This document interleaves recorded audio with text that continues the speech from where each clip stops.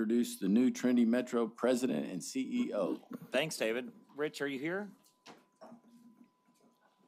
Well, maybe we're not introducing. Maybe we're not today doing that. Just kidding. Okay. If he comes in later, maybe he was over. I know Steve Montgomery was going to be your part, but they were just at that other presentation. So All right. we'll wait. Somebody be on the lookout. Okay, then I'm going to announce that Deanna Giordano, and she's going to talk about job fair this Saturday. Deanna. All right, I wanted to take a brief moment to announce the city's annual It's Well Worth It Job Fair. We're hosting that this Saturday at the Como Community Center. It'll be from 9 a.m. to 2 p.m. And the Como Community Center is located at 4660 Horn Street. We have some information that's advertised on the city job site or the city internet sites. If you go to fortworthtexas.gov, there's additional information. You can pre-register to attend the job fair. We have over 600 participants that will be actively involved pursuing careers with the city. In addition to that, if they don't pre-register, walk-ins are perfectly welcome. But we want individuals in the community to learn about employment opportunities with the city of Fort Worth. We also want them to pursue careers with the city. We know that public service is one of the most rewarding jobs. We have a number of departments that are participating: aviation, human resources, code compliance, development services, police, fire, water, library, IT solutions. Many of our city departments will be advertising job postings that are available, and some on-site interviews will also occur. So those residents that are interested in pursuing a career or networking with our city departments, we encourage you to attend. Once again, Saturday, 9 a.m. to 2 p.m., Como Community Center. Thank you. Thank you, Diana. Next, I'm going to call on Chief Davis. He's going to recognize a soon-to-be retiree.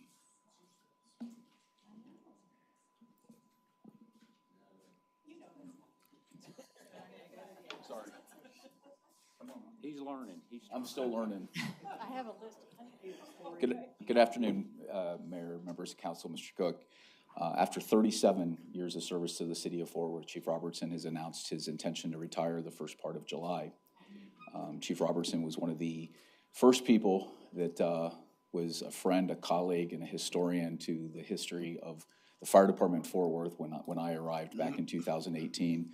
I'll be forever grateful for his help and his wisdom and pushing me in the right directions to know the lay of the land and the people in this town that have been so gracious to me. And if it wasn't for him, I'm pretty confident that I would have struggled a little more so.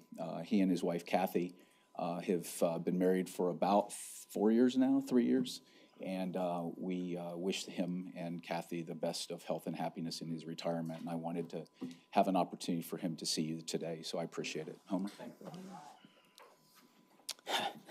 You know, about 37 years ago, I'm going to freaking cry. 37 years ago, there were people in this city that said I wouldn't make it 6 months. I don't see any of them here, right? So it has been an honor to work here. Not because I had to, because I wanted to, right? You just mentioned public service. Man, I've seen so many changes in the city. Incredible. Fire department, city, and most of them have been good. Most of them have been really good, positive, moving us forward, and we couldn't do it without members of council to do that, and great employees. All the city departments do an awesome job. They're all working in their models, delivering their models. I am most proud of the fire department model because it's very simplistic. You pick the phone up, no matter. You tell us what's your problem and you don't even tell us what your address is anymore. And in a few minutes, based on what you tell us, 4 people or 100 people are going to show up to solve your problem. Nobody else can do that. Nobody. Well-trained, millions of dollars equipment, and solve. We're problem solvers. So new members of council, don't forget that. The old members know that. Don't forget that, okay? My son couldn't make it. Kathy came today. Both of them sacrificed a lot for me to help here. Thank you.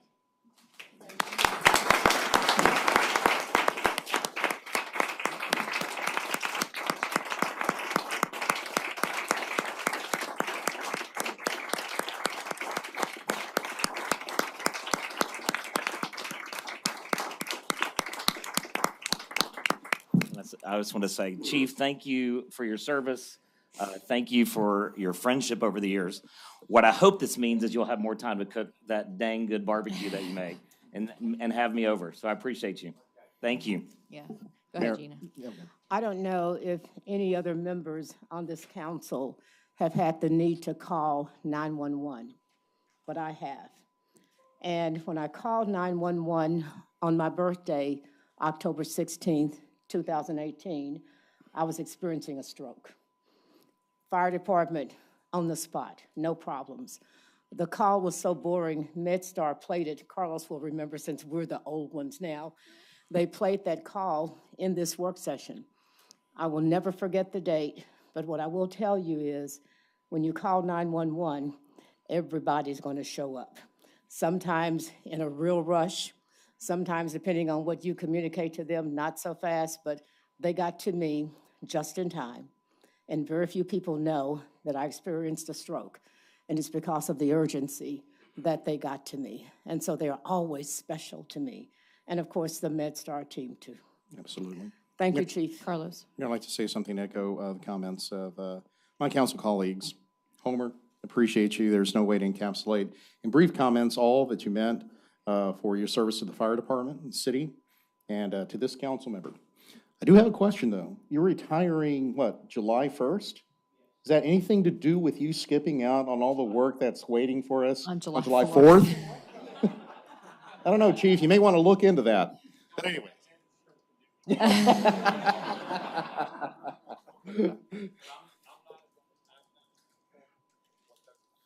Yeah, that's a lot of work. Yeah. That is a lot of work. And hey, I look forward to seeing you at the Red Steagle gathering. Yeah. All right, you're going to cook up some good stuff, right? All right, thank you. Homer, I love you.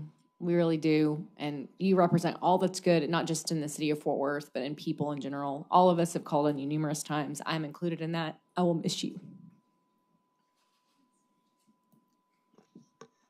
Thank you, everybody.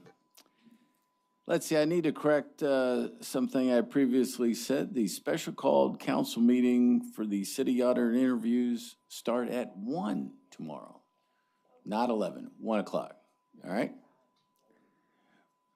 Now I'm going to call on Police Chief Neil Noakes. He's going to recognize several folks from the police department. Chief.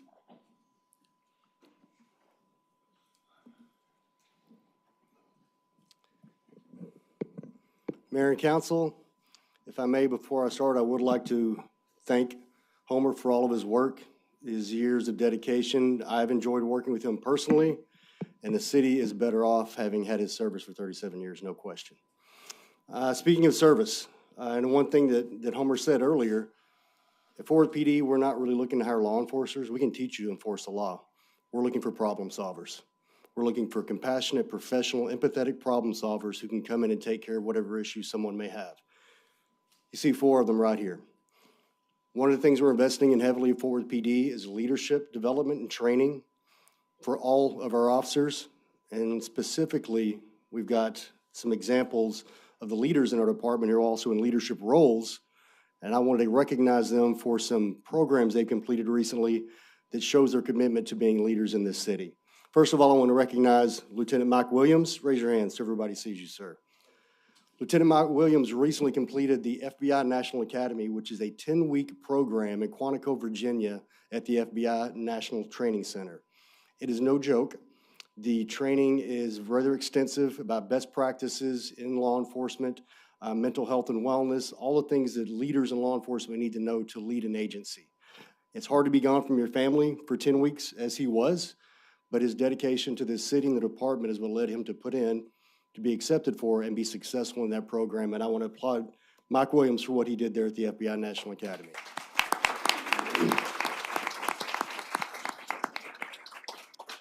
Second, we have three members of the most recent graduating cohort of TCU's LEAD program. And LEAD stands for Leadership, Executive, and Administrative Development.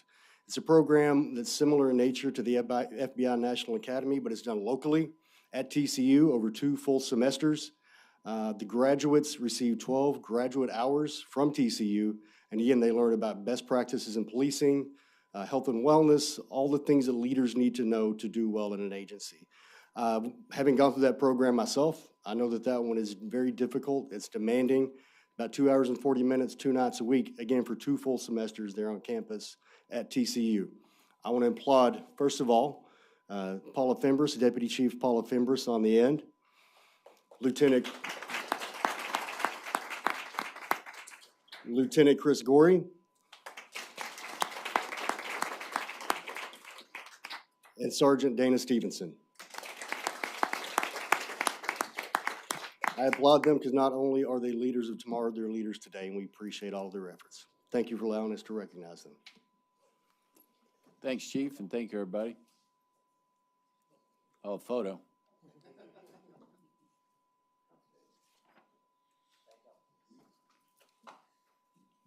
Okay, and now I'll call on Brandon Bennett to introduce a new Code Compliance Assistant Director. Real quickly, get you back on track here. I'd like to introduce Jim Kiesel. He is our new Assistant Director, Code Compliance for Solid Waste Services. He's filling the vacancy that Robert Smouse created when he moved on to the private sector. Jim has 20 years of solid waste experience, both in the public sector and the private sector. He did a stint at Waste Management for a while. He has an MBA, and he has landed here in Fort Worth with both feet running. Probably the one biggest piece for you all, since we kind of have a public safety theme going this afternoon, is Jim has inserted himself into the crime prevention through environmental design and the city's crime prevention task force looking at violent crime. And he's already finding creative ways to use drop-off stations to help with cleaning up communities, because we know there's a correlation between grime and crime. And he has lots of other wonderful ideas. We look forward to him working with all of you, and I'm sure all of you working with him. So Jim, thank you, and council, if you'll welcome him aboard. Thank you. It's an honor to be here. Thank you.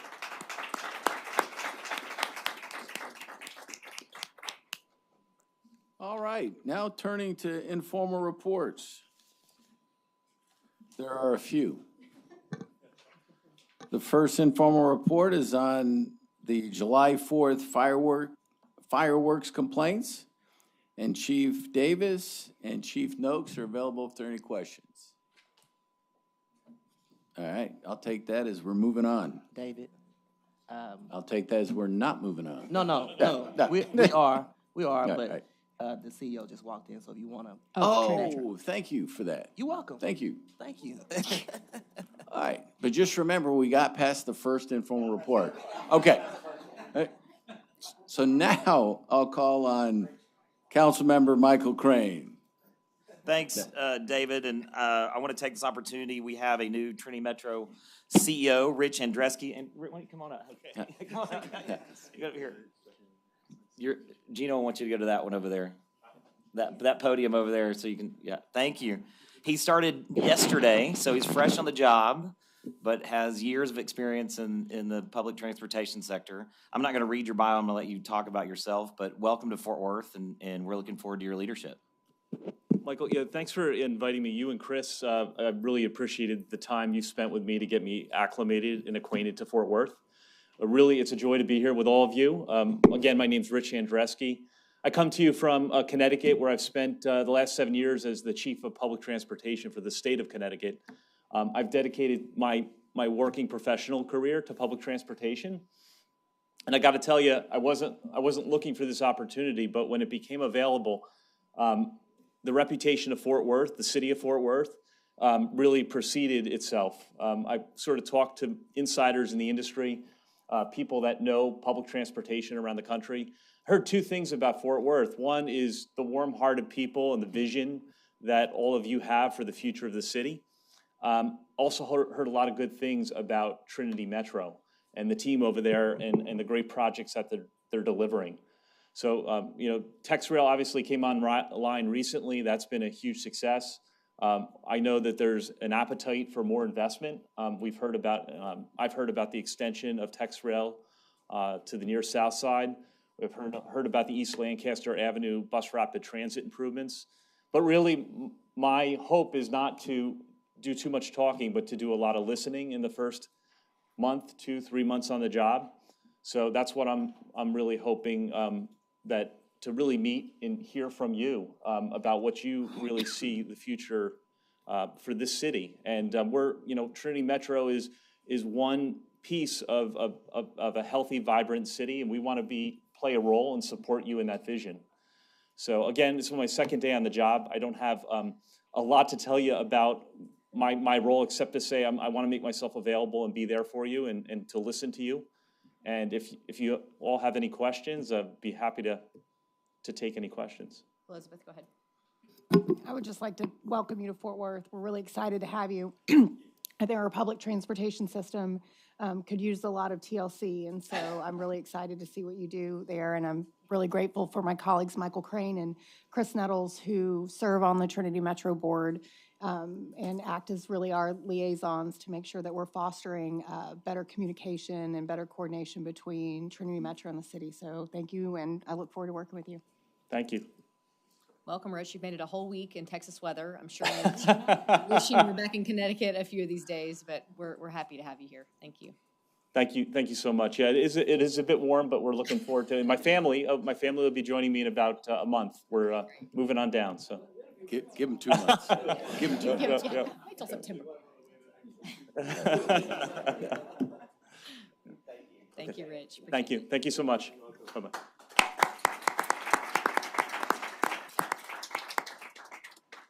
Rich, I'd give the family a little longer. When I moved here, they told me there were 2 seasons, summer and August. So, something to think about. All righty, next up, second informal report, which is an update on the city's COVID-19 response. Brandon Bennett's available if there are any questions. All right, next up. Informal report, residential solid waste rate and revenue history. And Brandon Bennett is available if there are any questions. Yes. All right, be really we quick, almost though. made it. Brandon. Brandon, there was something in the last paragraph which I'm excited to hear about. I know we talked about offline. I know you probably can't give a bunch of details on it, but can you just talk just really quickly about the opportunity that is mining gas and then generating electricity off of it? Absolutely. So we've been working with our landfill operator, Republic Services. Our landfill has been in existence long enough, and the amount of gas that's being produced underground is of sufficient quality and quantity that we are going to move forward with mining that gas and selling it on the open market. We anticipate that sometime late summer, we'll be coming back to you with another informal report that talks about the agreement that we have solidified with them, and then actually start moving forward to development. So we're really excited about this. Right now, we're just flaring the gas off. We're going to collect it, and we're going to sell it, and we're going to make some money at it. You read my mind. Yeah. I was going to ask, what are we currently doing with the gas? We're burning money we're right burning now, money but in we're the gonna air. we're gonna change that. Yeah. I tried to prompt Jared to ask it for me, but is there any point in the stage of this operation where council members can direct the spending, or does it go directly to the general fund? In other words, can I get some of that money for District 5? Yeah, so the way it is set up, the solid waste fund is an enterprise fund. So revenues that are generated within that fund stay within that fund. It doesn't go to the solid waste fund. But most certainly, I'm sure that the city manager or others could look at this from an enterprise level and decide if there's a different policy. And David, for that, we need 5 votes. Yeah. Oh, yeah. So, as you remember, part of the solid waste fund currently isn't sustainable. Yeah. Right? So this is one of the strategies to help make sure that it is on a long-term sustainability path. You're a joy killer. Yeah, we'll have to think of something else for Okay. it. Yeah. That's all. Thank All you, right. Brandon. Thank you.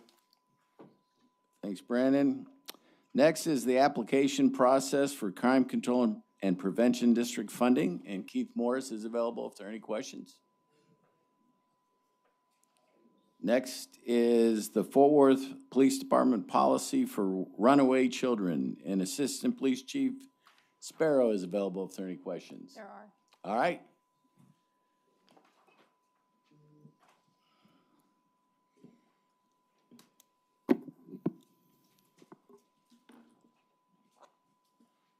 Good afternoon, Mayor, Council, City Manager. Good afternoon, Chief. I appreciate you putting this IR together, and I also appreciate the additional information you sent via email this morning. I do have some very concerning questions, though, about this particular policy and how we're looking for our children.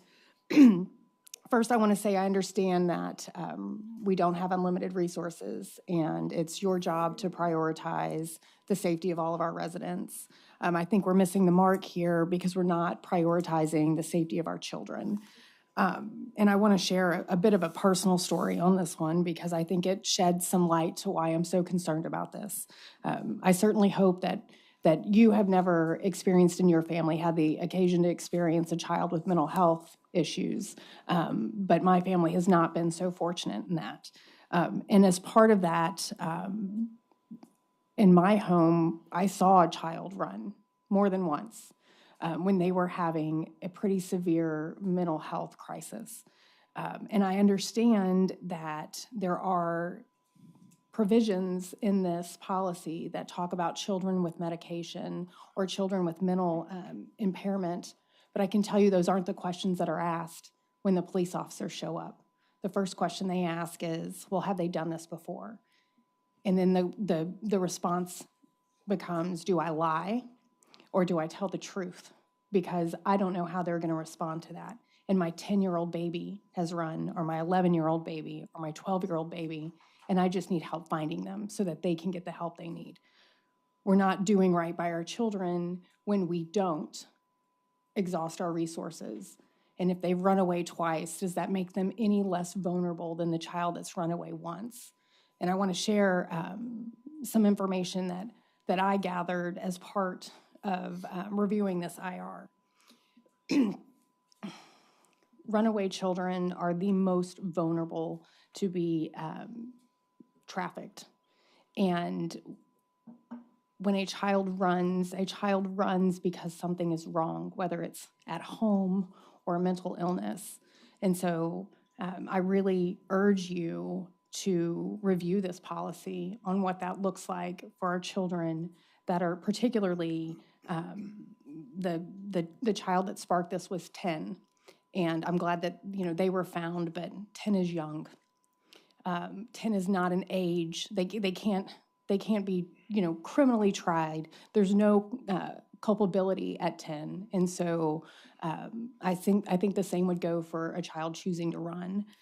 There seems to be some ambiguity in this particular policy as to what the difference or what the child in immediate danger or the mental health requirement is. And so I'd really appreciate y'all going and taking a look at that because I think oftentimes, even if it is a mental health issue, or even if it's not, if they're 10, if they're 11, if they're 12, and they're out on our streets, they're vulnerable, and we should be looking for them regardless of how many times they run away. Thank you. I totally agree with that, Councilwoman. The whole point is, if any child obviously, any child is precious. And we try to exhaust all our resources to find that child. But if any child is a danger to himself, herself, or somebody else, we will search until we can't search anymore. And when people are under that type of stress or obviously that child is a danger to him or herself or somebody else. So we will, and I apologize that that was your experience, and that is not our policy. But So.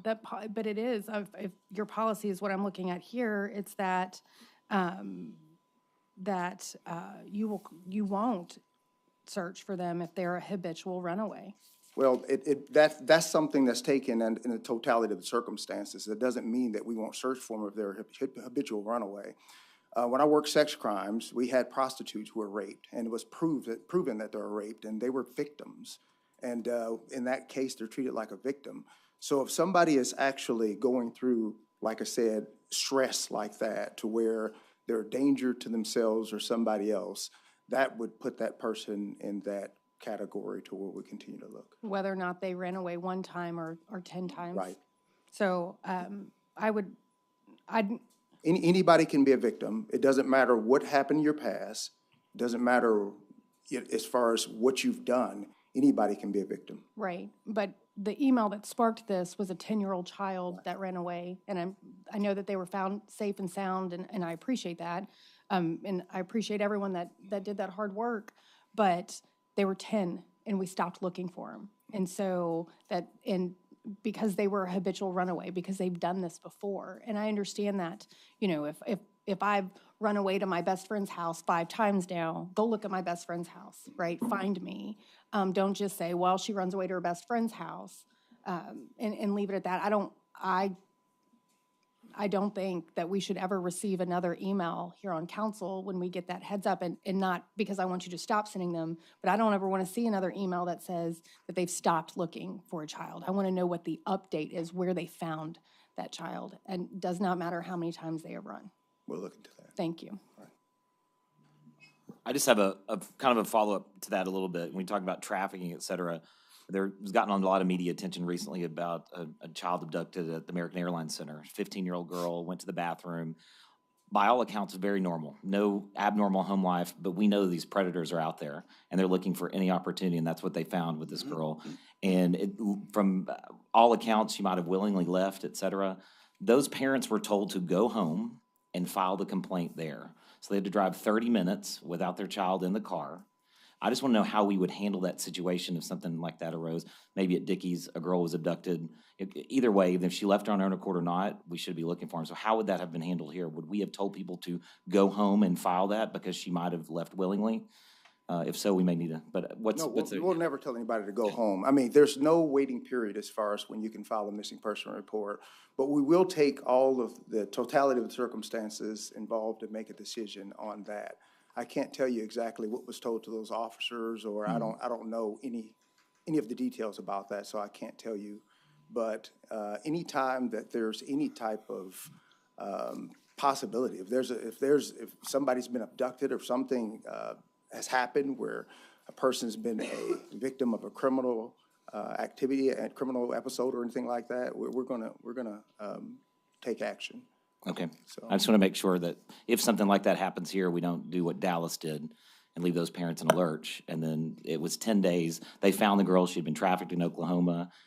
And so I just want to make sure that we're working as we can right then and there to try and find that child. Well, that's huge. That's a terrible thing, so. I want to piggyback on that too. I think that reporting piece is important. Fort Worth resident, constituent of District 7, is still, 2 of her sons are missing.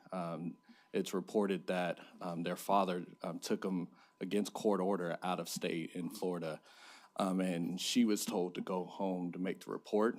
It may not have been a policy, right? But it may be that there's misinformation about how to do the reporting. So I think that's something that we should look into and see if there's a better way to communicate that out to schools and to parents and also throughout the PD, just to make sure we're all on the same page about how to report that. All right. Once again, that's not our policy. Thank you, Chief. Next up is overview and roles of the Fort Worth Police Department School Resource Officers and Assistant Chief Sparrow is available for questions. I like that you didn't move there. All right, next informal report is notification of emergency events in council districts. And Fire Chief Jim Davis is available if there are any questions.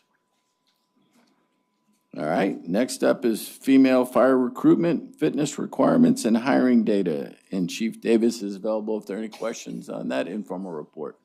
I've got a couple. Okay, Chief.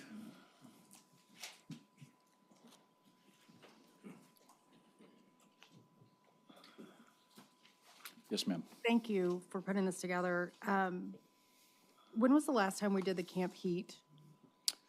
I believe it was just before COVID. Or it was right in that. We have not done one since during the whole COVID pandemic. Do we have any plans on putting another one together? Yes, ma'am. And we've also sent a couple females from our fire department have gone to other cities that have got similar programs to observe their processes to try to bring back, some different ideas and best practice. Okay, awesome. Let me know when that happens. I'd be happy to help recruit in that particular effort.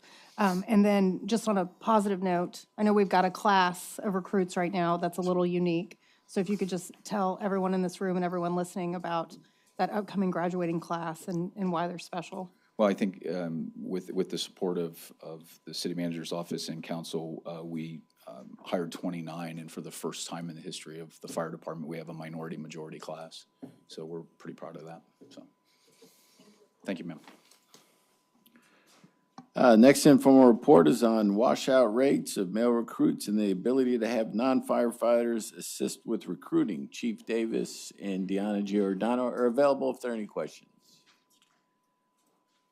Thanks, Chief. Next is the monthly development activity report, and DJ Harrell is available if there are any questions. DJ's getting off easy today. Well, maybe not. Next informal report is the 2022 Transportation Impact Fee Study Update. Once again, DJ Harrell is available if there are any questions. I have a couple. There, I knew we wouldn't let him out easy. DJ.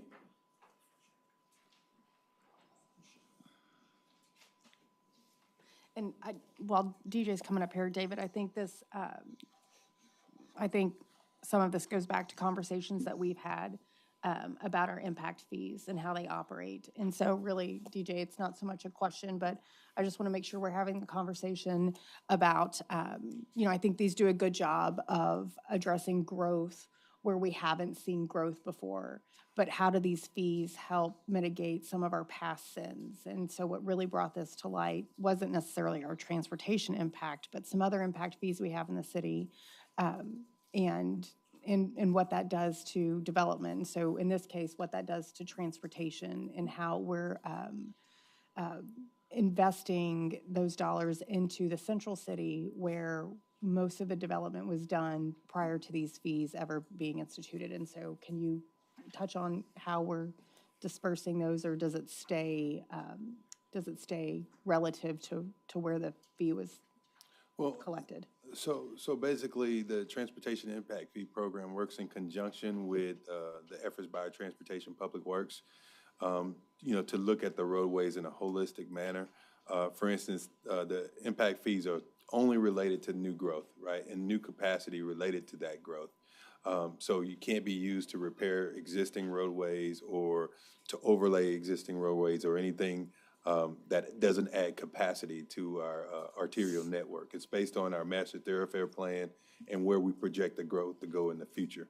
But concurrently, Transportation Public Works, they're working on programs, they're looking at things like user fees. And I'm a multifamily developer in the near south side, and I want to put in 400 units. So I have a transportation impact fee So we're not charging anyone in the central city for the impacts that they cause to our transportation system. Right. So in the central city, I think there's also a map in the IR, right? And there's some grayed out areas, and all those grayed out areas are no fee service areas. So those are the areas that, as the study shows, that all of our roadways are fully built out, for future capacity's sake, right? So all we'll ever need as far as lane miles and width and capacity for movement in those areas has already been constructed. I'm going to stop you right there, and I'm going to ask that staff go back and look at these transportation impact fees, because what I hear you talking about is a lot of roadway construction, and that's not the only form of transportation that we need in the city. And, we just saw the new Trinity Metro CEO here, and in the central city, we're really focusing on density. And for that, we need transit to move people around. We're never going to build our way out of congestion, not in the south and the north and the east or the west. So what can we do to help alleviate traffic? And so to gray out an area and say that we're not going to account for the development that's happened there and how that impacts my residents who get stuck in traffic because we are built out. We can't build a new arterial. We're doing a disservice to all of our residents, and it's not, it's something I think we need to remedy. Okay, we can definitely look at that. Hi there. Just a quick question that's come up on, or during several town halls. Could you explain, if you would, the timing of the impact fees and when they are applied and how the developer might manage the timing of those fees or not? As they come along the development, or are you speaking about the study? As they come along. Okay, so. When they get a project approved. Yes, as projects come to the city of Fort Worth, what the city staff does is review their plat for the type of land use, number one, and also number two, what study it would fall under, right? So depending on if it was platted in 2012, it may be under a different rate than it is under 2022, right? So we look at that and assess the plat at that time. So council in the past has adopted a Schedule 1 and a Schedule 2. So the Schedule 1 at the time of plat is set in stone. So say a single-family residence has a cost of $16,000 for that development per unit. Well, council has chosen to adopt a lesser amount, which is the Schedule 2. So the amount may be $3,500 for that unit, but that's not assessed or collected until the building permit actually comes in. So when the building permit comes in, they get a bill for that $3,500 at that time. Now, also, one other caveat is certain developers elect to build roadways, or we have to require them to build roadways as they come in to the city of Fort Worth. And then what we do at that time, at the time of the building permit, is give them the credit for what they've already contributed to the roadway network financially. And again, thank you. This has come up. So you mentioned in there, say, just as an example, the $16,000 and then the $3,500 of actual payment. That's a city policy in terms of what the discount is. Mm-hmm. And if I recall, and you might remind folks, we talked about this maybe about this time last year. I can't remember. But that discount is something that we review every 5 years, is it? Yes, sir. Okay. So we typically have reviewed it every 5 years, but any given Tuesday, the council can decide that you would like to change the collection rate. Okay. And so, again, just to reiterate or repeat maybe for people, we discounted it 5 years ago and then the 5 years prior to that to incentivize building, right? And just to effectively make it easier, less expensive for developers to build their products. Mm-hmm. Is that fair? Well, I think where it started is we in 2008, at the inception of the program, we decided on a collection rate, but we were also going through some turbulent times in the economy. So I think the council made the decision to try to continue to contribute to the current growth, and then we could eventually get there and catch up. They were doing a lot of studying the needs and, the pace that we were growing. And then when the study was updated in 2013, we actually went down because the council had that same vision. We really want to spur development. We don't want to deter folks from building here in the city of Fort Worth.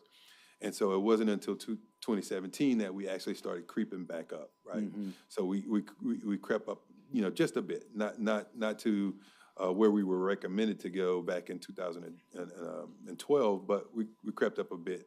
And so, that's where we kind of been a bit up and down with the collection based on the feedback that we get from our partners in the development community. As part of this study, what we do is we also go and meet with the real estate council, the builders, the realtors, and get a feel for what they want to recommend. So when we do bring something to the council, we'll bring a holistic view of, what staff recommends and what all of our development partners also recommend, going forward. And then you guys can make an informed decision, based on, feedback from the community as well. Okay, thank you. I have a question for DJ, and I know the state of the department that you inherited, but can you describe the diversity of these resources you check with, the councils? And when I say diversity, I'm talking about size of company, age, who are we talking to? Are we talking to the big money in Fort Worth exclusively, or does the small stakeholder have a seat at the table? What we try to do is be as inclusive as possible. I mean, we don't really have, track it by demographic, but we do go not just to the Development Advisory Committee, the Real Estate Council and folks like that, but we also take the tour going to neighborhood associations in order to get in front of them, because what we want to do is have the full report back to you guys. Like, here's what the builders are saying, but here's what the residents are saying, because these are the folks that have to get to work in the morning, and these are the folks that you also need to hear from. So what we try to do is diversify it in that way by, not just the builder, not just the folks that are developing these things, but also the folks that are going to be the end user and in charge of, where we go as a city. Well, I've never liked the makeup just because of the absence of the small business person, that I think needs to have a seat at that table. I don't know how you correct that, amend that, approve that, but we have to get beyond the perception that it's the big wheels making these decisions, and it's hard for the small businessman, the small builder to keep up. And so I'd like to follow up on this conversation to see just who are we talking to bring everybody to the table. And for the new council, I'm not talking ethnicity, I'm talking about size. Because, if depending on the size of your company, your choke point may be a little bit higher than a smaller business owner. And so that's important that we have that type of diversity. And if we can talk some more about it in the future, maybe 60, 90 days, that'll let us see who's there. And this council can help you identify likely new partners. Thank you. Thank you, DJ. Thank you. Next informal report is on the city facility naming policy and processes, and Dana Bergdorf is available if there are any questions.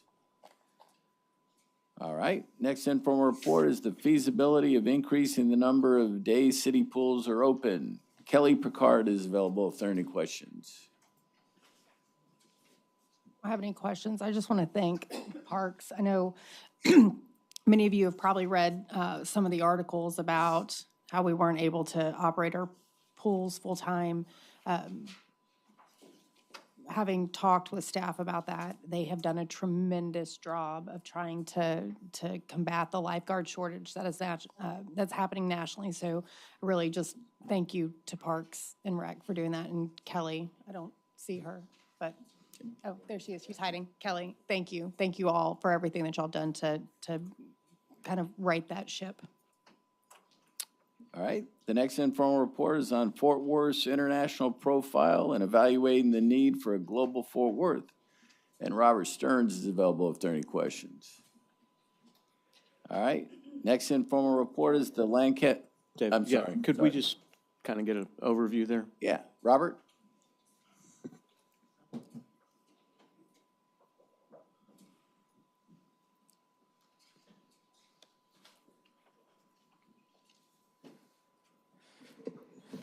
Mayor, members of council, Robert Stearns, Economic Development.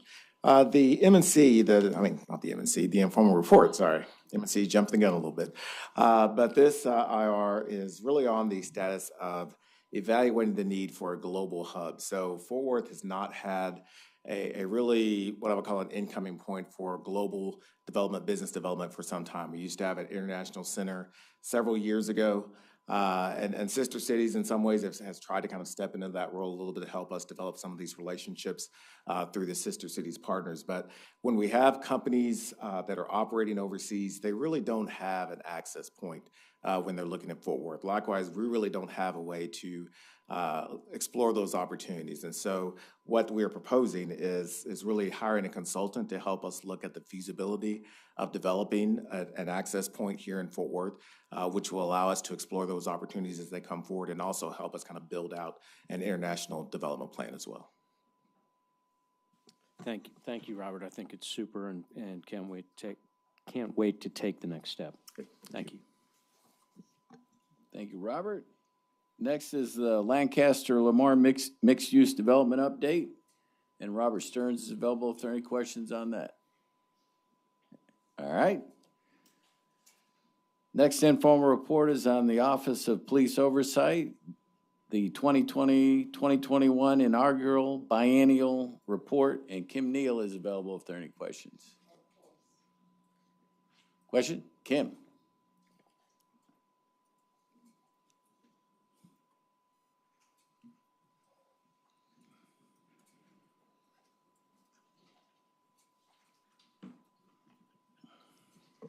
Good afternoon. Good afternoon, Kim. Thank you for the report. It's very thorough. Congratulations on the work you've done so far. I have only 2 questions for you, and I'm sure others around the table may have more.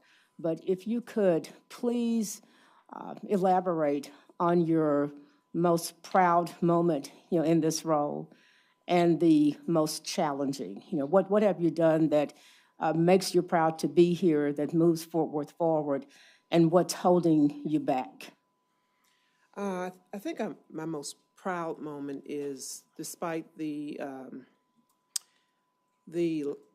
if you will, liabilities we had with COVID, the pandemic, and the fact that our office opened up right at that time period, the number of people that reached out to our office and were willing to engage with us, both from the city, from the community, the number of stakeholders that really took interest in our office and participated in a lot of those virtual sessions.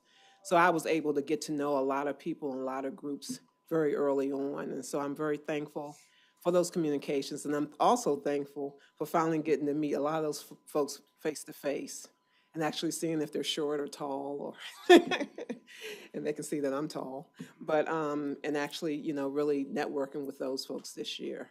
So that's probably my most proud accomplishment, the number of people we were able to reach despite the issues with COVID. I think from that same standpoint, I wish we could have reached more. We continued to, for the first 2 years, to be challenged with the pandemic, so we weren't able to get out in the community as we wanted to, and so we're trying to take that on this year.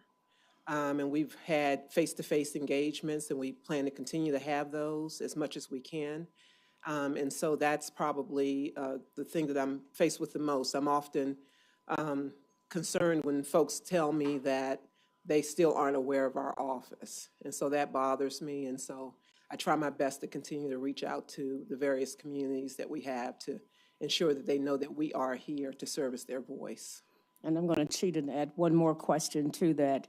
When it comes to your request, suggestions, directives, however you couch these involving what you need from the police department, can you categorize what it is that you need most? And I know you've reviewed a lot of tapes that the public probably doesn't know about, but how is that working relationship? We have a good working relationship under the former Chief Krause and under current Chief Neal Noakes. I was about to say Neal because my last name is Neal, but anyway, under Noakes. And so we have continued to have a very collaborative relationship. The police department has continued to open up their doors to our office and be willing to collaborate with us and talk with us.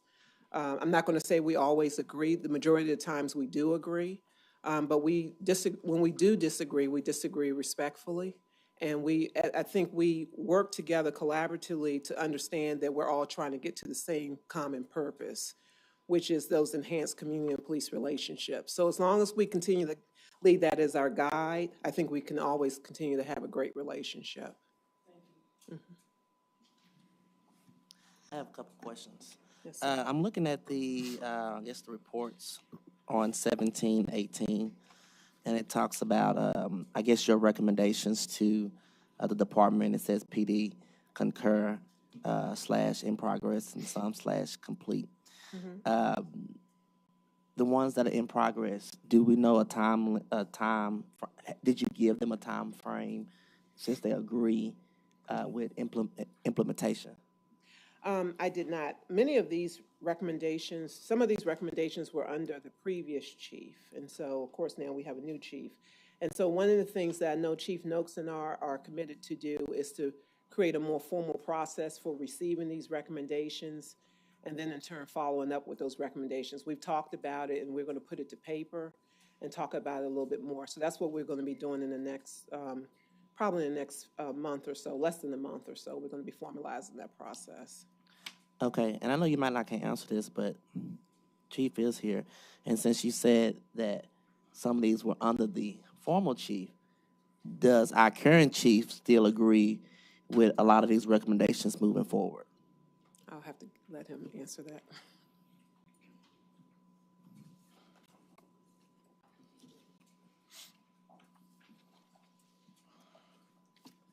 Mayor and Council, I cannot think off the top of my head of any recommendation that had been agreed upon by Chief Cross that I did not agree with myself. All right, thank you, Chief. Yes, sir. I think that's all the questions I have. Thank you, Kim. All right, thank you. All right, this is the final informal report. It's the proposal to combine the commercial and residential zoning boards of adjustment. And Daniel Liel is available if there are any questions. Hey, Daniel, how are you? Good afternoon, Mayor and Council. Hey, reading through this, yeah, I did have actually my person that serves on this raise a few questions with me. Looking at this, and it looks like we split it because of caseload back in 2006, or previous councils did, and caseload has been going down. And that's attributed to a decrease in cases for applicant education, but it says an increase in denials made by the Board of Adjustment. I'm trying to clarify what that means. If they have to come to the Board of Adjustment to get a denial, how is that? No, the Board of Adjustment proposes to grant variances, things that do not match with the zoning standard, Sure. development standards. I know what the board does, yeah. Okay. So what has decreased significantly is the number of cases on both the residential and the commercial boards to a third of what it was in 2015. Sure, I understand that. You said the decrease, but I'm reading this I'm just trying to get clarification. Staff attributes the decrease in cases to applicant education. That totally makes sense that we're educated. But an increase in denials made by the Board of Adjustment. They have to physically come before the Board of Adjustment with the case to be denied. So I'm not sure how that increase in denials has lowered the number of cases coming to the Board of Adjustments. Yeah, so I'm afraid my version doesn't contain that sentence, but okay. Sivan Steiner, the manager. Sure, yes, manager, thanks. Yeah, sure. So I think what's happening is you're seeing that our staff is doing a great job of educating our applicants. So when they come forward and they say, I have an application to receive a waiver, our staff is advising them and saying, you know, traditionally our board. One for sure, if just for the record, this never comes to us. This is the final adjudication. Yeah. Zoning we get, we may have a chance to make some zoning cases right that the zoning commission got wrong. But this, we never have that chance. So anyway, I just wanted to point that out too. Thanks for the explanation. I think Michael brings up some good points that we've talked about. I know I've had this conversation with staff. This is going to be something we need to handle prior to the addition of 2 new members on council, because theoretically you'd end up with 11 and not 9. Is that the best decision we want to make as a body? Are we going to change the makeup of each board and commission? Those who attendance is an issue on certain boards and commission. The way we report that to each of you on a monthly basis is probably important. If we need a better appointments process, we've needed it for years in cooperation with City Secretary's office. So I think this is probably a bigger question for us. The other issue I'd just raise is the length of the meetings. I know that some of our commission members do so and they have full-time jobs. And so I fully support combining them. I think it's a good move. I just want us to be cognizant of how long those meetings would be, a full day. I don't know what we do about that, but just letting y'all know it's a concern.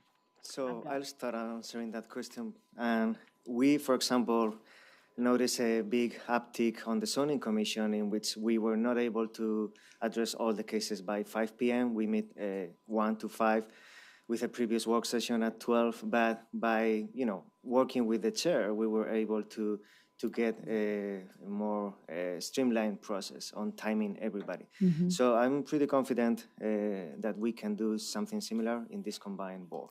I've got a comment to share. Having served on Board of Adjustment, it is important that people understand, that that's the end of the line at City Hall. You got to go to district court, which means you got to pay money. I am concerned that the way the alternates are named, with all love, admiration, respect for you, David, I want to choose my own alternates. And so I think that's a discussion that we need to have, because we're the ones who know who our constituents are. On one occasion, I appointed someone very, very new. My first year in the council, that person had been accused of voter fraud. I had no clue. And so when it comes to, you know who I'm talking about. And so when it comes to our alternates, the council needs to own every bit of that appointment process. So that's my 2 cents. I would like to add something. I have a question. Who's bringing this proposal to council? Is the staff? Yes, this is a staff-initiated proposal. Okay. And so if we're having problems with attendance, I don't think no one's been notified of that issue. Okay, I haven't seen it. But so I have a concern with combining them. For one, a lot of our residents in District 8 has to go before this board. And when you talk about commercial and residential, you're talking about 2 different policies, issues, situations. And so you put that focus, 2 focus is in one person or in one board. And I think that can potentially hurt my residents down the road. I don't know if there is a better way to, I think staff has to do a better job of setting up and putting what's on the agenda, and where those meetings are not all day and 3 and 4 hours. And so I think there are some things that I would challenge staff before we move forward with this proposal, because I don't agree with it now, how we can make it better. And I think that's a staff issue that that you guys need to look into. So based on timeline, we've got some time, Chris, for you to talk with Daniel directly and probably Dana and legal on the reasons why forward. We can bring up some of these other issues and maybe a full presentation in August, how we're going to deal with appointments, absences, so each of you are informed. Then it sounds like the appointment of alternates is also an issue we need to cover. Mayor, I was in the queue to say something to staff, and this is nothing new. Jeanette, you and I talked about it when you joined the city, and I talked about it before to staff, and I know we had some changes there in the city secretary's office. Our appointees can miss, and I don't know if this is a rule that applies across the board, 25% of the meetings, and that's one of the metrics that I use when I appoint people. If they can't meet that, if they're having trouble meeting that, I expect honest answers and for them to inform me, for staff to tell me, but that information has not flowed easily to council. I have to often seek it out. So it's good to know that, if we can facilitate that better to council members to know if we do have an emerging problem or an existing problem. As far as Board of Adjustment is concerned, my appointee has before in the past done double duty. He has spoken to me about it and with his concerns. I'm not taking a position one way or the other. I'd like to know a little more about functionally how that's going to work. It's hard to find people to serve in these positions, first and foremost. I get that. And sometimes, they have jobs. Some are retirees and offer some flexibility. Not always the case. So again, what I'd like to see to make my job a little better so I can get good, available appointees is more of that information transfer from the city secretary's office, whoever that is, whoever, gets delegated that task. And zoning people are a different breed. When you get good zoning people, you want to keep them.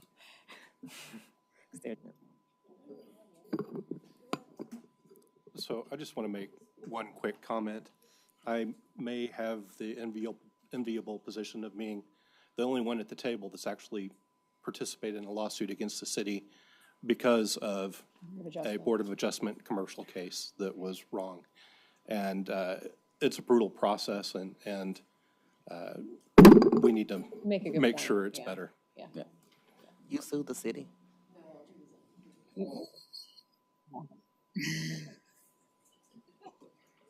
Thank you both. Thanks, Alan. Thank you. Mayor, that concludes my report. Okay, we made it through IRs. Any upcoming zoning cases we want to talk about, council? That'll be for your next meeting on the 28th, or action items for the 28th upcoming. Then we're going to move to Christina Brooks to give us an update on CDFI Friendly America.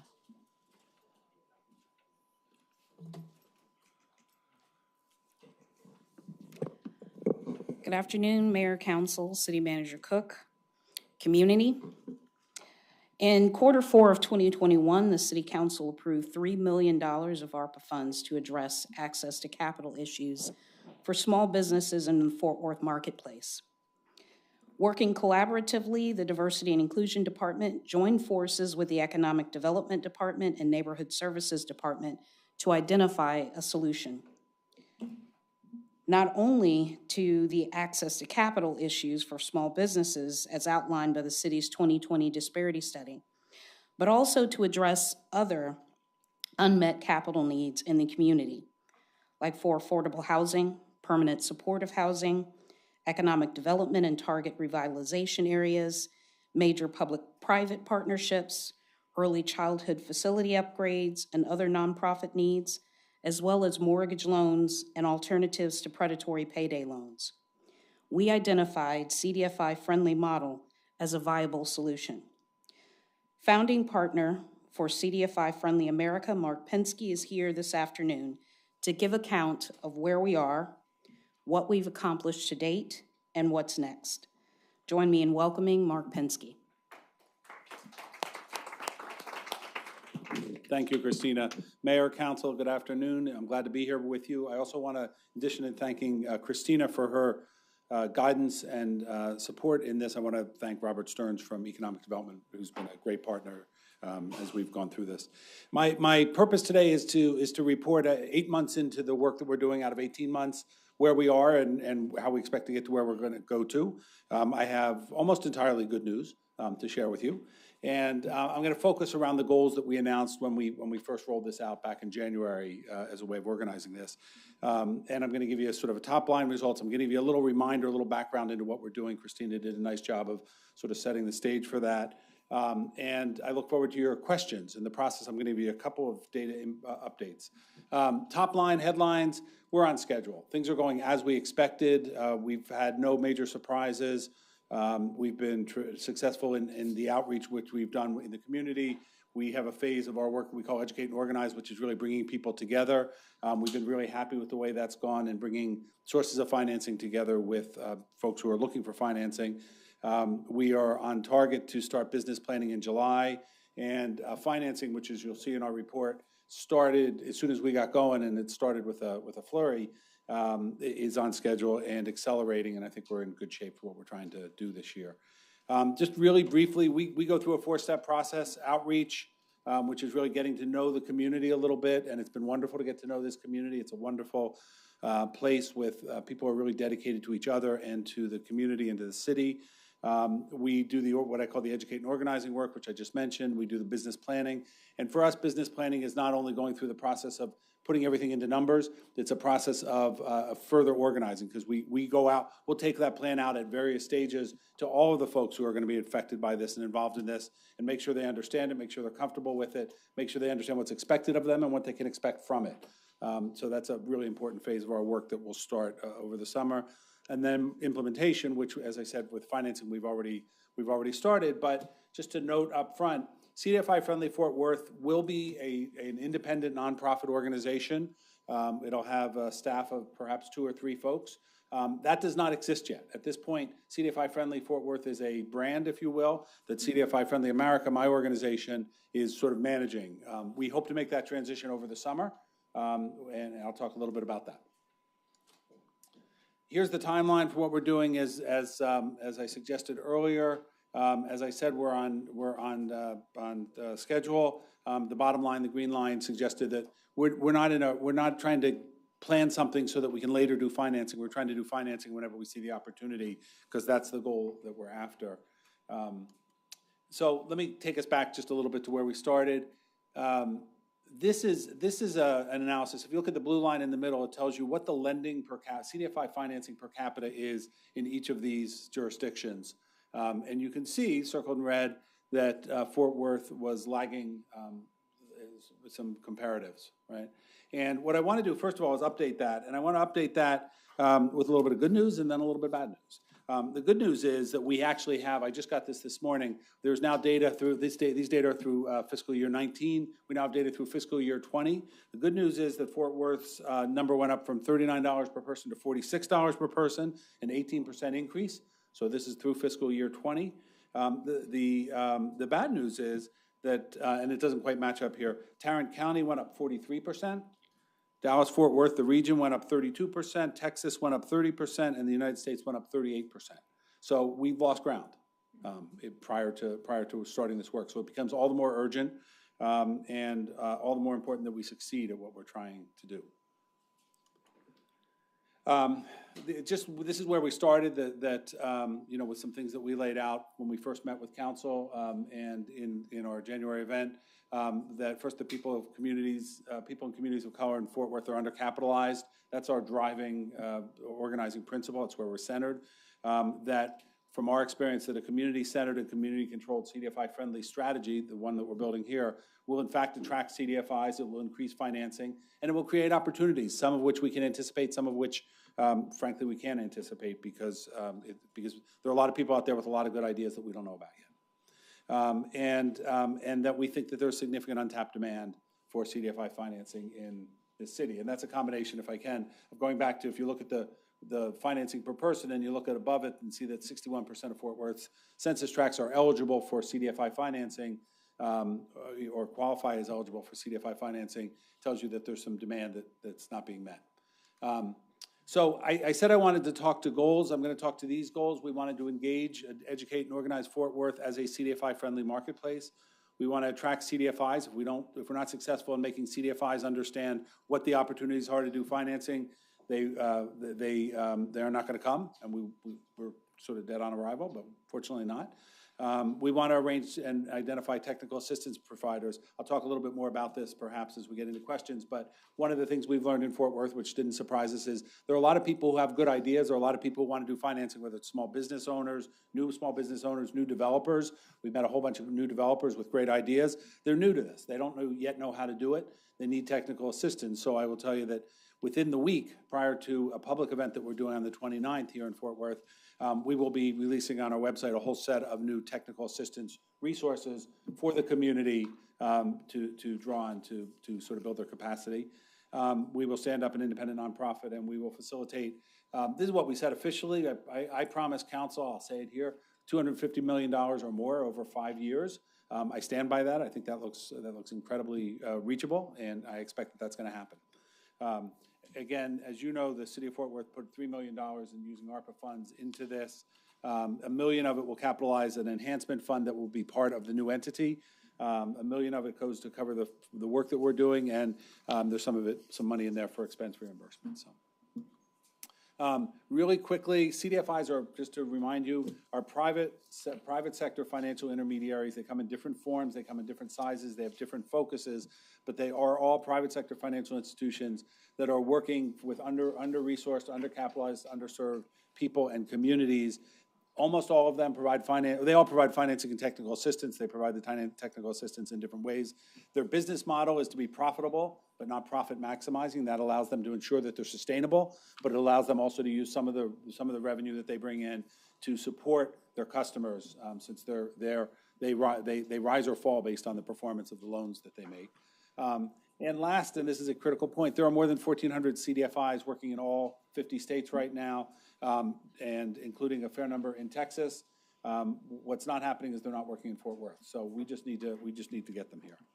I'm going to skip this slide. You have it in your, it just shows that CDFIs are an intermediary. I want to report on the goals. So our first goal was to engage, educate, and organize. We've done outreach, which means, meetings with more than 400 folks in this community from all areas. Everybody we were referred to, we wanted to talk to, and we did talk to. We've done a whole series of targeted information and education sessions for potential borrowers, and we'll continue to do them and do more of them. We received inquiries from more than about 230 prospective borrowers. We reached out to every one of them. Every one of them got a call or an email or a call and an email or multiple calls and multiple emails to see whether they were interested in borrowing and, in fact, whether they could borrow now. One of the CDFI mottos is we don't say no, we say not yet. And so our goal is to work with these folks who are interested in borrowing. In fact, what we found was that there were a fair number of those folks who are not yet ready, who are interested. There's a fair number of folks who didn't respond for whatever reason. But we think that it's an indication of the level of interest in what we're doing. The website we put up has actually had very remarkable traffic, and social media has been successful as well. This big what if is, what if we can't attract CDFIs? So when we started work here in January, if you go back to sort of January 1st, there were 3 CDFIs working here. One of them with an office here, William Mann Jr., CDC, who's an office here, with different levels of commitment, different levels of capacity, different levels of activity, and different reputations in the community. Now there are about 21 CDFIs working, trying to serve Fort Worth, and still feeling out. Some are still feeling out the market. Some have jumped right in. And they bring the capacity to do the full range of financing needs that we've identified in this community. I will say that until about 3 weeks ago, we didn't have anyone doing consumer lending, just small, what we would call small dollar consumer lending. We now do. So we've plugged that gap, and in fact, they've done, I think, about 13 or 15 loans just since they've been here. So we're very happy about that. Not all of them will stay. Not all of them will find that this is a market that they want to be in. I'm confident that at least 10, probably 12 to 15 will stay for the duration. And that's part of our goal here, is to make sure that this happens in a way that they understand the market, they understand, and they do better than most people do. They understand it takes a while to develop these markets when they come in, but they understand also that they need to make a commitment, that they can't just, you can't just show up occasionally for a deal. And so we're confident that this is going to be a productive.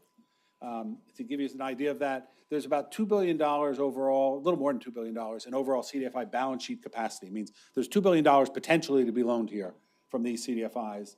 And it's not all going to come here. We're not trying to suggest that it will, but there's plenty of lending capacity. And as I said, and sufficient liquidity, which means they can lend when they need to lend.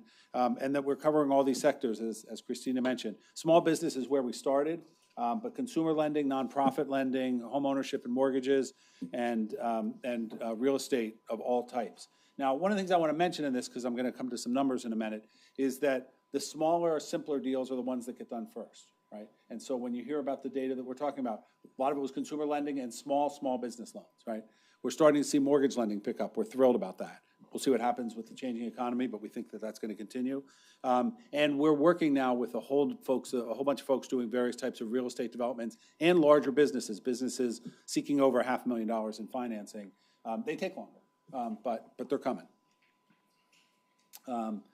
As I said, we know that technical assistance is core to what we need to do. We've identified primary areas. We've identified local, regional, and national providers of technical assistance, all of whom are eager and willing to help as we go forward. And as I said, we're going to release a bunch of documents soon.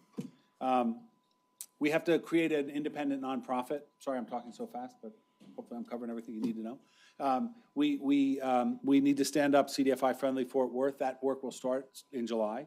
Over the summer and particularly into the fall, Texas A&M Legal Clinic has agreed to do the legal work to charter the organization and to do the nonprofit filings. We've done this a lot, but we want to have local buy-in. We want to make sure, we could just produce the documents. We want the local folks to be part of this and to understand this.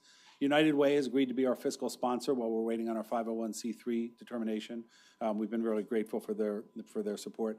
And I don't think I'm talking out of school when I say we've gotten into a conversation with them about making their first alternative investment out of their endowment into the CDFI Friendly Fort Worth Enhancement Fund, which would be a new thing. We'd be thrilled to work with them on that. Don't know that they're going to do it, but we're excited that they're talking about it. We've had a steering committee in place since March. It will phase itself out in the next month or so as we begin to form a founding board of directors. A couple things are really critical for us in terms of making this work, making CDFIs from other places look at this and say, that's a place I want to go, or that's a place I want to stay. It needs to be community-centered. It needs to be represent the voice and the interests and the desires and the needs of the communities that we're trying to serve. Without that, CDFIs don't stay around. That's a critical thing, from no matter where they're practicing. It needs, obviously, have the core skills that you need. This is a new thing for a lot of folks, but there's plenty of talent and expertise in Fort Worth to fill the staff. And it needs to be non-governmental. It needs to be a sort of an arm's length from the government. I think the council understood that when you were going forward with this, and so that's where we'll start. Over time, the board will change. And I will say to you again, I can't talk in specifics here. Part of my job is to go out and talk to banks and foundations and others who are in United Ways, anybody who's interested in investing in this strategy. And there are a number of ways they can invest. One is they can do lending directly. We love that. We'd like to encourage them if it's a place they haven't done it before. Second is they can partner with any of those 21 CDFIs when they come in. Often the CDFIs come in and they're looking for, it's a really big deal, and they can do the riskier part of it, but they want a bank, for example, to come in. We'll try and pair them with one of the banks that we're talking to who has never done this kind of stuff before, and that's pretty true in most of these cases, except for the really big banks, and so that they can do it. Or they can support CDFI Friendly Fort Worth in either of two ways. CDFI Friendly Fort Worth is a nonprofit, is going to have some operating costs, cost something, so they can make grants. And I will tell you, though I can't name names, that I got my first commitment, voluntary commitment, to operating support for CDFI Friendly Fort Worth this week. Yeah, and so we're excited about that. And the other is to be part of this enhancement fund, which the notion of the enhancement fund is that if you're a CDFI lending in Fort Worth and you're in Boston or you're in New York or you're in Dubuque, you may not be on the ground here much, if at all. And you want to know that there's somebody on the ground who has the same risk profile that you do in the deal. So you're watching. So if the entrepreneur gets sick or the developer has a life event, the deal, it's better to know if a deal's going sideways on day 1 or day 2 than it is on day 31 or day 32, when your chances of actually recovering the loan become much less. So happy to talk about the enhancement fund if people are interested. Financing, the interest, as I said, from the borrowers have been really strong. Now here I have some updates for you. Again, just from this morning, we now have 40 loans closed to date. In small business and consumer, and now, as I said, we're starting to see mortgage loans for a total of about $6.1 million. So 10 times what you're seeing up there as the first numbers rolled in. We have a significant pipeline of potential deals. Not all of them will come to bear, but we have 5 real estate projects with about $81 million in potential activity. There are $14 million in small business loans, over $500,000. And not only are we hearing about more deals coming to us every day, the best thing is the CDFIs are telling us they found a new deal, right? Which is the goal of this whole thing, right? We want them to be here and to find those opportunities and to mix it up and figure out how to do the financing. So what's next? We expect to see the financing activity increase at a rapid rate. I can't promise it'll increase 10 times by year end, but as I've said before, I'll be surprised if we don't at least hit $20 million by year end, which is again half again as much financing has been done here over the last 15 years. So we're encouraged by that. The CDFI Friendly Fort Worth, our goal is to have it set up and operational by September 30th. Sometime between August and the end of the year, we'll hire an executive director. That will change the dynamic significantly, because me coming to town and my team coming to have a team of 8 people coming to town isn't the same as having someone who's here every day, wakes up every day, knows everybody, talks to people. Deals come better and more gets done, and CDFIs will like that better. So we'll do the business planning we talked about, and by May 2023, we will officially be done with our contract. One of the commitments we make with every place we work is that we're here whenever we're needed, and we will stay involved at no cost. We will stay involved to provide whatever support is necessary. But we're confident that this is going to be able to run autonomously and independently on its own. So hopefully I covered the things you wanted to hear about, but I'd love to answer any questions you might have. Questions, council? Go ahead, Leonard. One quick question. How have you marketed it locally to date? Most of the marketing has been through that outreach, going out and talking with folks and inviting. Every meeting involves, are you looking for financing? Do you know anybody who's looking for financing? Is there a part of the city we should be looking at? Is there, a sector we should be looking at? So that's the way we like to find it best right now, or to start. We've also used social media, and that's generated some activity. And around the January 26th kickoff meeting, we got a fair amount of activity and have posted a page on our web which invited people to tell us if they were looking for financing. It created just a surge of folks who are interested. Not all of them are real yet. We hope many of them are real over time. So that's been a big part of it. On the other side, the CDFI marketing, right? We've got to reach out and convince those folks they want to be here. I have about 35 years in the CDFI industry. My partner has even more, and there aren't many people we don't know. So part of that is just getting the word out. People look for what we're doing. Now, we've done this in a number of places. People want to know where we're going next. So there's part of that. And the other part of it is that when we need someone like a small dollar consumer lender, we ask, there are only a few of them. We ask around and we call them up until we find someone who wants to come here. And we twist their arms gently if we need to. Have you worked with or interfaced with the chambers at all? Yes, absolutely. Thank you. Yeah, we are working through the chambers. Thank you for that. Yeah, we've worked with the chambers and have had the chambers on the steering committee, and so that's been an active outreach. We've gone out. We've done presentations both in person and via Zoom with groups that the chambers have pulled together and that other groups have pulled together. So, and we're open to every and all suggestion. If you have somebody we should talk to, please let us know. Great. Thank you. You're welcome. Any other questions, council? Thanks, Mark. Thank you. Thank you very much. Looks like our next presentation is an ARPA update with Reggie.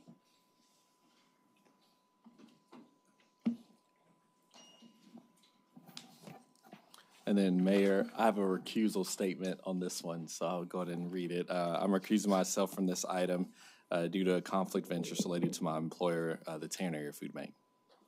Thank you, Jared.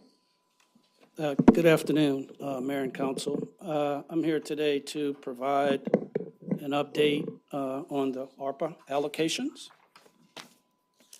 As you know, the city received approximately $173.7 million through the federal ARPA allocation.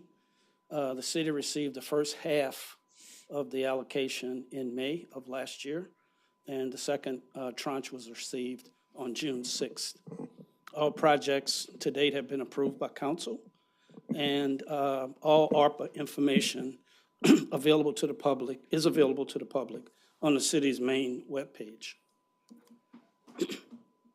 To date, council has approved $120.4 million for various programs as listed for the ARPA program. There are several planned uses. These documents have yet to come to council for final approval, but as listed, majority-minority infrastructure projects within the parks, majority-minority area infrastructure projects within TPW for various improvements such as street lighting and traffic signal upgrades.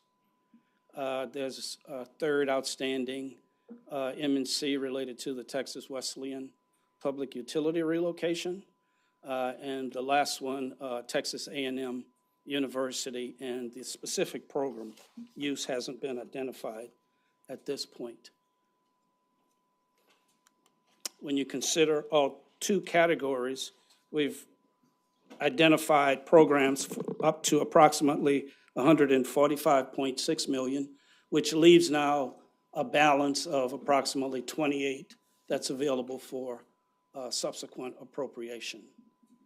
The Finance Department issued a request for project proposals on April 14th with a timeline established in the receipt of those proposals by May 13th.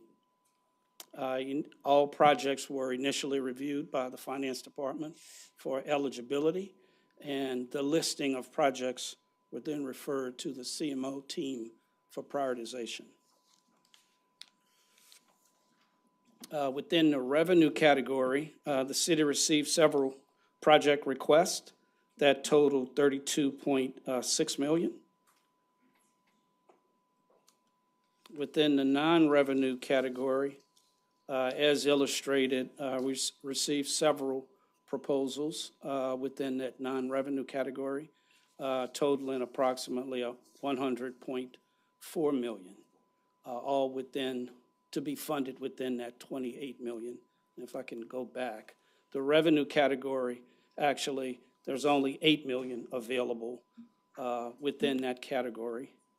And then, of course, within the non-revenue, only 20.1 million available, obviously, to fund obviously we couldn't fund all of the 100.4 million of requests received.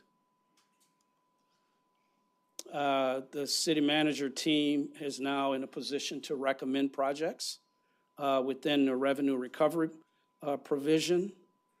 There are 2 projects, both within public events category, and these are for 2 particular capital projects related to air handlers at Will Rogers and some other various renovations at Will Rogers. And these 2 capital projects will exhaust the revenue category availability. Within the non-revenue category, there are several projects that are being recommended. The first is the Visit Fort Worth, an allocation of $750,000. This is in conjunction with a previous ARPA allocation in the amount of $6 million that occurred a few months ago. Public events unemployment count for approximately 127,000. This is related to some unemployment claims that were actually intended to be funded with CARES dollars, but those claims had not been processed by the ending date of CARES. Within the public safety group, there are 2 recommendations. One, to fund public safety workers' comp claims expenses, $2 million. And the second one would be the police health care expenses that have been incurred at approximately $1.5 million. The third category, the deeply affordable housing at the Tobias Place. There's a recommendation to fund $8 million for this program. And this program would help to create 288 new affordable units. This final approval would be contingent upon Tarrant County's approval of $2 million, which is expected in September of the current year. The fourth proposal is for the United Way Gun Violence Prevention Program. This program is in collaboration between Tarrant County, United Way, Fort Worth Police, and 8 other organizations. And the focus around this program is to address youth gun violence. And again, this allocation is contingent upon Tarrant County's approval of approximately $1.9 million expected actually next month. And the last recommendation is for the Tarrant County Area Food Bank. This is for a capital acquisition project. And the food bank is expecting to purchase 80,000 square feet, purchase an 80,000 square foot facility to provide double capacity for the food bank. And again, this approval is contingent upon Tarrant County's authorization of $4.8 million, also expected in July. Reggie, I think Gina wanted to jump in with a question. Go ahead, Gina. Yes. Reggie, thank you for this report. I have quite a few questions. First, I saw where you've got some infrastructure projects in there, majority, minority, but I'm real concerned about funding entities that already have enough money. And what I'm looking at is, back in 2018, I had 4 lives lost because of flooding. This recent heavy rain, 1 life lost. And it concerns me right now because I have people whose homes are falling apart, mainly because of the way this city authorizes construction. And these are very, very nice neighborhoods. So the idea that I don't see funding going toward infrastructure is one problem. Another, I saw where we are taking a look at housing, But again, giving money to folk groups, entities who already have it, where we have we need affordable housing. I just wrote down some notes. I'd rather see money go toward workforce, workforce preparedness, workforce training, gun violence. Okay, let's give a Walmart gift card to have a gun turned in, but is that really getting to the problem? And, I'll even throw in mental health, since that's what some folk want to blame it on. But I'm concerned about how this becomes the plan, and at what point does council weigh in on this plan? And I'm not blaming you. You're just the guy up there who knows how to count the money. But how do we weigh in? I really like the way cities nationwide have used ARPA funding. They've been very, very smart, very wise. But to me, this just looks like it's too easy, and we're not really thinking about need where we can. And so I'm just going to use the categories that you put up there. Infrastructure, I have a whole bunch of need there. I have street lights that stay out all the time. Now, I'm told it's because people steal copper. Well, I don't believe they steal copper all the time. I just think we're not fixing street lights. When it comes to the roads, I can show you video from the John T. White area where it looks like a raging river. And so what are we doing here? How does council weigh in? I'm real concerned about this. So let me jump in right here. So every one of these items comes to council for approval. One of the reasons we bring an informal report ahead of time is so that we can have that discussion debate. So I don't have to be this mad right now? Yeah, not yet. But okay. But Redhead's mad would be too. We got to do better than this. And part of this is, and this is good feedback, but let me go. So there's a revenue category and a non-revenue. The way we've approached the revenue category is the places that lost revenue, particularly when you think about hotel revenue and things that actually went backwards. So we're looking at those things to fund. That's why you see the Will Rogers, because Will Rogers had to put capital projects on hold because they didn't have the money. And I appreciate that, David, but I'm thinking about people. Well, I know. Now I'm going to the non-revenue category. Okay. And we had carved out, I think there's money in TPW, right? And money in Parks and Recreation. We could decide that there are higher priority infrastructure needs, and we targeted majority minority areas for both the spending. TPW put the emphasis on streetlights, right? We could decide that the money should go to stormwater. I mean, that is up to us to decide, up to you to decide where that money gets allocated. Okay. So one of the reasons of bringing this is really to get that feedback. When you look at the way we wanted to approach a lot of this money was, since it's one-time money, is to look at one-time expenditures. So capital and infrastructure should be placed at the top, because we don't necessarily want to fund programs that require ongoing commitments of other revenue sources, since this is a one-time revenue source from the federal government. So that's why you have the food bank. That's why you have a focus more on infrastructure than creating ongoing programs. Well, this wealth gap continues to broaden, and my priority will always be focusing on people. And when you take a look at people, people need to have decent infrastructure. People need to be able to ride down 820 and not throw out an axle, or park a car, somewhere because they've been disabled, and not worry about, do I have enough support? We need to do better, and I think we have the chance. And the reason why I'm so upset is because I know how ARPA funding works. I know it's a one-time deal. Yeah. We owe it to these taxpayers, the dollars, to do the best we can. And right now, infrastructure, even Trump talked about infrastructure week. Everybody knows we have infrastructure needs, and I really got them bad in my district. So that's my input. And I would just add to what Mayor Pro Tem is saying about what do we do. I think we have this conversation instead of putting them MNCs and voting them up and down. I mean, we already have some strong concerns about some of those MNCs we don't agree with. Let's take them off and replace them with ones that we really need. That's my suggestion. I got some more questions once he finishes his report. Okay.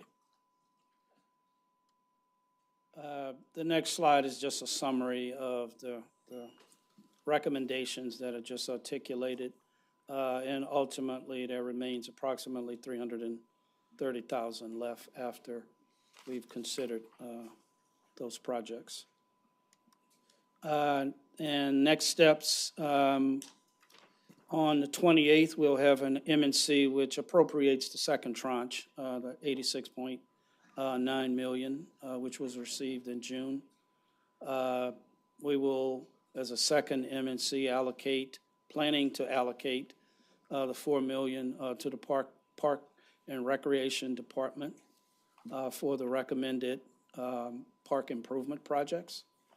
There's a third M&C which allocates approximately $127,000 for the public events and unemployment expenses I referenced earlier.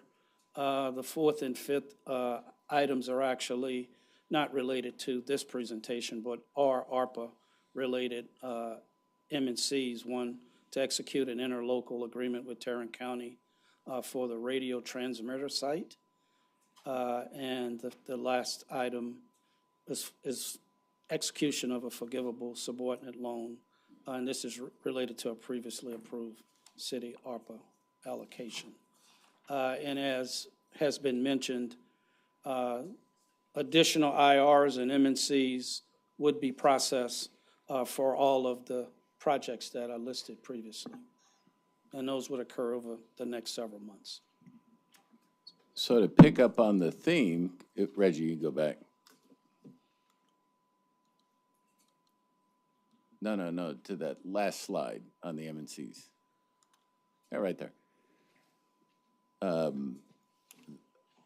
The two that relate to go-forward commitments are the second and the third bullet. Correct. Right? So we could decide to pull those off the agenda on the 28th and have a conversation about how that then gets allocated. Those, I think, are both in the non-revenue category. Is that right? Correct. Reggie? I believe so. Right? Yes, that's, 2 and 3. Yeah, this 2 and 3. Those are currently on the 28th, but we can pull those off for that broader conversation, how we should use that money if it's a desire by the council. David, everybody, and I'll stress this to new council people, ARPA money is like a Christmas list. Oh, it is. And you know, you get a chance to spend money that you wouldn't have anywhere else, any other time, because it's a one-shot deal. Yes. We have to be good stewards of this one-shot deal. And I'll just reflect on something that you said, Mayor Pro Tem. These are taxpayer dollars. No matter if it came from the federal government or not, taxpayers paid for this. We've had a general sense, and this is not a hit on any nonprofit that was listed there, but we've had a general policy, David, over the last number of years of getting out of funding or subsidizing nonprofits. So I'm surprised to see some of this on here. And it's not to say that their needs or what they are not good, but I agree with Mayor Pro Tem. We've got bigger problems. All the stuff that Leonard's trying to do in the north part of Fort Worth and catching up on infrastructure, all the infrastructure that hasn't been done on the east side of Fort Worth. I've got my own infrastructure, and so I just want to say we probably need to step back a second. Now, for one, and I was given a clue here, there are rules in how the money can get spent, so it's not open-ended, right? So there are going to be some limitations in how we spend it. But we need to come back and we can share both the limitations and then the categories of what also came in, right? Because you've got departments that have identified needs on the infrastructure side in majority minority areas, right? And we could decide what's the most important infrastructure if we want to go down that, because it's one-time infrastructure spending, which is fair game. We have provided funding for some nonprofits if it's presented a couple different ways. One, that it'll meet the criteria of ARPA. Two, that it is contemplated as a one-time expenditure to expand capacity for broader public community benefit, right? That might be the food bank, purchase of a larger building. And the third was to try to leverage other people's money, right? That's why you see some of those conditioned on county approval of the same project because we were trying to leverage money, meet a one-time obligation and the requirements of ARPA. But we can bring that back for a broader So, conversation. David, does some of this information already exist in terms of when we went through the bond package, right? Sure. I remember with Lauren, as an example, with TPW, creating a list and how we rank things from an infrastructure standpoint. Can we look back at that list, both, or I should say, look at the list by district and what would be most important since the bond passed? We could look at that and also with the test of eligible to ARPA. Yeah, of course, apply that as well. But that would take a lot of the mystery out of it if we've done all the work. Yeah. And council, you might look at there are 2 projects submitted. There's 2 slides in this presentation. One is revenue recovery category and one is non-revenue recovery category. There may be items on those lists that you feel like should take precedent over the ones that have been selected for approval that are going on M&C on the 28th. That seems like the first list you should look at prior to going back to departments, because theoretically, your department heads looked at some of those infrastructure needs and submitted them accordingly into each category, right? And we're not talking about a lot of money. You're talking about 20 million in non-revenue and 8 million in revenue. So a lot of this money has already been allocated. So maybe we take this presentation and this list and quickly get with David and city management team on anything you'd like to take precedent over those. And importantly, if we're going to decide as a group to not fund things such as Tobias Place or United Way or Tarrant Area Food Bank, we need to give that information very quickly, not just to the nonprofit partner, but to Tarrant County as well, because it's going to change a lot of other decisions. Not to say they can't get those projects funded, it just would change their equation quite a bit. Go ahead, Elizabeth. Mayor Pro Tem, I truly appreciate you setting the tone of this conversation. Because as I sat here and looked at what was being recommended to us, I too had some pretty big concerns about how we were using these dollars. I've sat at this table and, as my colleague once said, pitched a fit about how we were spending those dollars, because I truly do believe that they are manna from heaven and they should be treated as such. They are a gift. One that we can use to make generational change in our community. We can right the wrongs of our past. And so earlier I talked about transportation impact fees. That really comes from stormwater issues within my district, where we have lots of wrongs to right. I have I'll just put them out here on the table so that when we're having these conversations, there's no ambiguity about where I am on these. For our public safety, workers' comp claims, and police health expenditures, my question would be, before we could vote on this, did any other departments experience increased health expenditures and workers' comp claims? And if so, one, I think this is a city budget issue, not an ARPA issue, but I'd be interested to know if that's something that was across the board for all departments, and if we're doing something as a city to help mitigate the cost of COVID.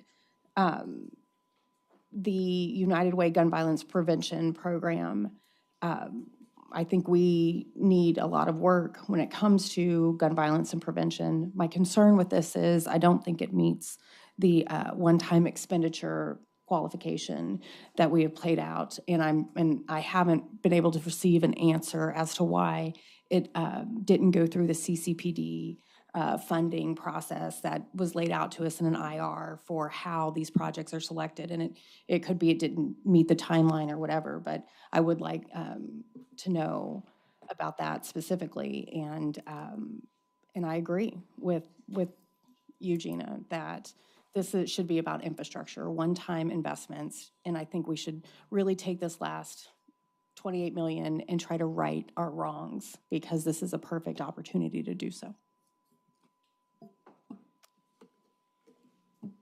On that topic, I want to say something here. Okay, infrastructure is a big problem, not just in District 7. Leonard and I both know that very well. District 2 has territory that equally has big needs, and we hear about it all the time when we go to our combined meetings. So again, I hear it not mentioned, but I'm going to keep mentioning it so that it doesn't get lost in the collective mindset here. And that's inclusive too in District 4, for Allen. Now, with that said, we don't have enough money to go around to take care of all our needs. Infrastructure is a big one. Couldn't agree more. But I'm going to reserve judgment because there are other things in there, if you read carefully, in there that we best be careful, all right, that are also important to many of us here on this council. So let's review it carefully. I'm more concerned right now, David, with the process, because when Jay was here, and we had this ARPA discussion, we were told, well, hey, go mention it to Jay, talk to Jay. He can get that, disperse that information to, the departments. From time to time, I have my discussions with whatever relevant department there is, but there's never been really a very structured process other than that. So I'd be curious to see how we can, and maybe you could advise us, how we could best float our, needs that we're aware of to you so that we can have a very orderly discussion about those needs. I just have a question, because when I was looking at the allocations, each request receives or is recommended to receive the amount that they requested. And so, almost like a math game. My question is, some of these other projects, be it whatever it is, and their dollars, are we able to, if we're not able to do the whole $3 million, would it work if we did 1.5?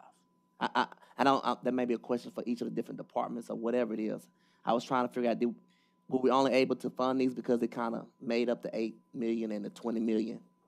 No, we can give you more information. Some of them won't qualify. So it didn't qualify for the money. And so whether it was $1 or $1 million.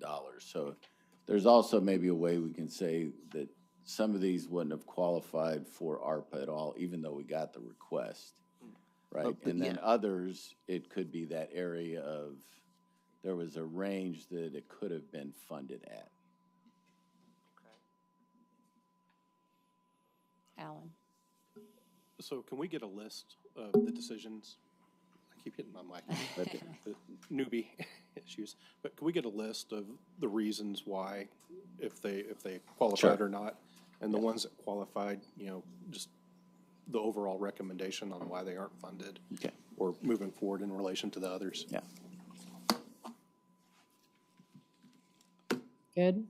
Thank you, Reggie. Sure.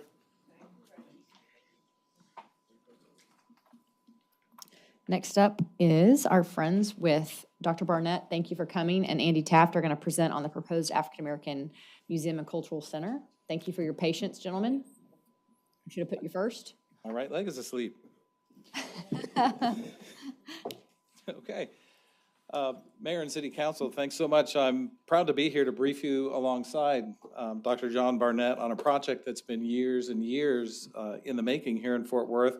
My job today is to bring you up to speed on the African American Museum and Cultural Center work that leads us to today's briefing.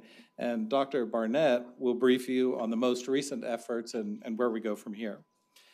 The idea gained traction in the summer of 2019, about 7 months before COVID. And you might recall that a broad group was brought together by Fort Worth Housing Solutions to discuss what was going to happen in Butler Place, the relocation of the Butler Place residents, the infrastructure associated with that land, aspirations for how the land might be reused to the betterment of Fort Worth, the utility challenges, and historic preservation. And that last point is particularly important because about a third of Butler Place, I'm supposed to be moving this, yeah. So this is the committee. And about a third of Butler Place, which is in the lower right-hand corner of this slide, is listed on the National Register of Historic Places. It's about 17 acres. And Butler Place is rich in Fort Worth history. Originally, that area was known as Chambers Hill. And you have to imagine Butler Place before the interstates were built, right? It was across the railroad tracks from downtown, but it was attached to downtown. It was an African-American community. And it is where I Am Terrell was built. It's the first school for African Americans in Fort Worth. I.M. Terrell was built in 1882. And let's give that a little bit of perspective. That's 33 years after the founding of Fort Worth, and it was just 17 years after the first Juneteenth. So it gives you a sense of timing. About 57 years after that school was built, and as part of the New Deal, the very poor living conditions in Chambers Hill were improved by the construction of Butler Place. And the Butler Advisory Committee discussed the likely loss of some of the historic assets there and agreed that among the various mitigation steps that would be taken would be that Fort Worth Housing Solutions would consider ensuring the preservation of Carver Hamilton Elementary School and support of an African American museum in Fort Worth. Now, Fort Worth Housing Solutions is working through the required mitigation processes now with the historic preservation authorities. And as you can see, the mitigation efforts, and yeah, here we go. The mitigation efforts being discussed include support for an African American museum, retention of 2 Butler Place apartment buildings, saving the bricks, preserving the Carver Hamilton building, which is located at the top of this image in red, and saving the bricks and a number of other improvements. During the Butler Advisory Committee meetings, and you can see here who was on the committee, a lot of time was spent discussing the African American Museum. And that conversation was so animated and so passionate that the museum conversation started to dominate the Butler conversation. And so a special committee was spun off to talk just about the museum, and Dee Jennings and I were appointed to be co-chairs of that effort. And we accepted as long as Fernando Costa was agreed to help us staff that effort. And we've been extraordinarily thankful and fortunate to have Fernando and Victor Turner and their staffs helping us every step of the way. The steering committee quickly grew to include community members, museum officials, real estate professionals, and attraction representatives. And after our friend Dee Jennings passed away, Dr. Burnett agreed to co-chair. So early in the effort, UTA Center of African American Studies conducted a survey of stakeholders to assess the appropriateness of a museum and a cultural center as a way to preserve African American history in Fort Worth. And as you can see on the charts up here, 94% of the people interviewed thought that that was an appropriate way to preserve African American heritage in Fort Worth. But there was also a question about whether or not you would want a museum or a cultural center or both. And as you can see, about 75% of the people said both. And that comports with a number of conversations that we've had with museum officials. That a combination of those two is especially strategic. There were also questions about museum membership and community support, contributions, those sorts of things. And as you can see, the red here is favorable. The responses to the survey were favorable both in the African American and the white community. So during COVID, we raised funds to conduct a professional museum workshop, and we made the decision at that time to wait to hold the workshop until people could get together, until community members could sit in a room together, look at each other in the eye, have shared experiences, and build relationships. And so we did that, and we did that in November of last year. And we had quite a few city staff involved. And this very productive workshop included leading museum experts from around the country and scores of interested Fort Worth citizens. And you probably saw the newspaper articles about that in the Star-Telegram. The workshop panel findings concluded that there's a strong community interest in the creation of an African American museum and cultural center. The museum should be nonprofit and should have autonomy, which is to say that it shouldn't be the wing of an existing museum, for instance. The museum should be a minimum 24,000 square feet, and the quality should be in keeping with the other leading institutions in Fort Worth. The steering committee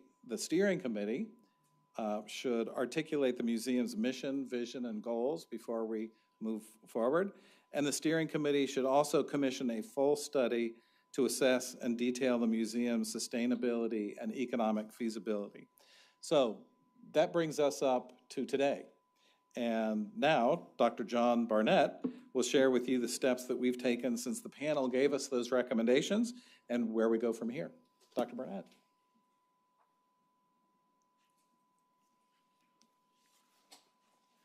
Thank you very much, Andy. First, let me acknowledge the mayor and the council and say what a privilege it is for me to serve in this capacity. Dee Jennings and I finished high school the same year, and I've known him for quite a while. He finished I.M. Turrell, and I finished, Mighty Dunbar. I think I can say that. And so whereas I regretted his death, I'm honored that I was chosen to take his place, if you will. First, let me introduce myself. By profession, I'm a pediatric dentist. By passion, I'm an art collector. By blessedness, I'm a native of Fort Worth, Texas. I was born in St. Joseph Hospital and grew up on the north side, about 3 blocks from what is now Billy Bob's and Cattleman's Steakhouse. As a matter of fact, I still have the stench of the stockyards in my nostrils, in that when I grew up, Armour and Swift were working packing houses.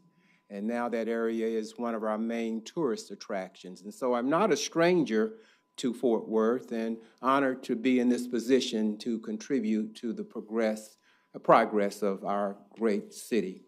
As Andy was referencing, we were charged by the panel of museum experts to come up with a mission statement, vision, and goals. And we tasked our committee to do that, and this is what we came up with.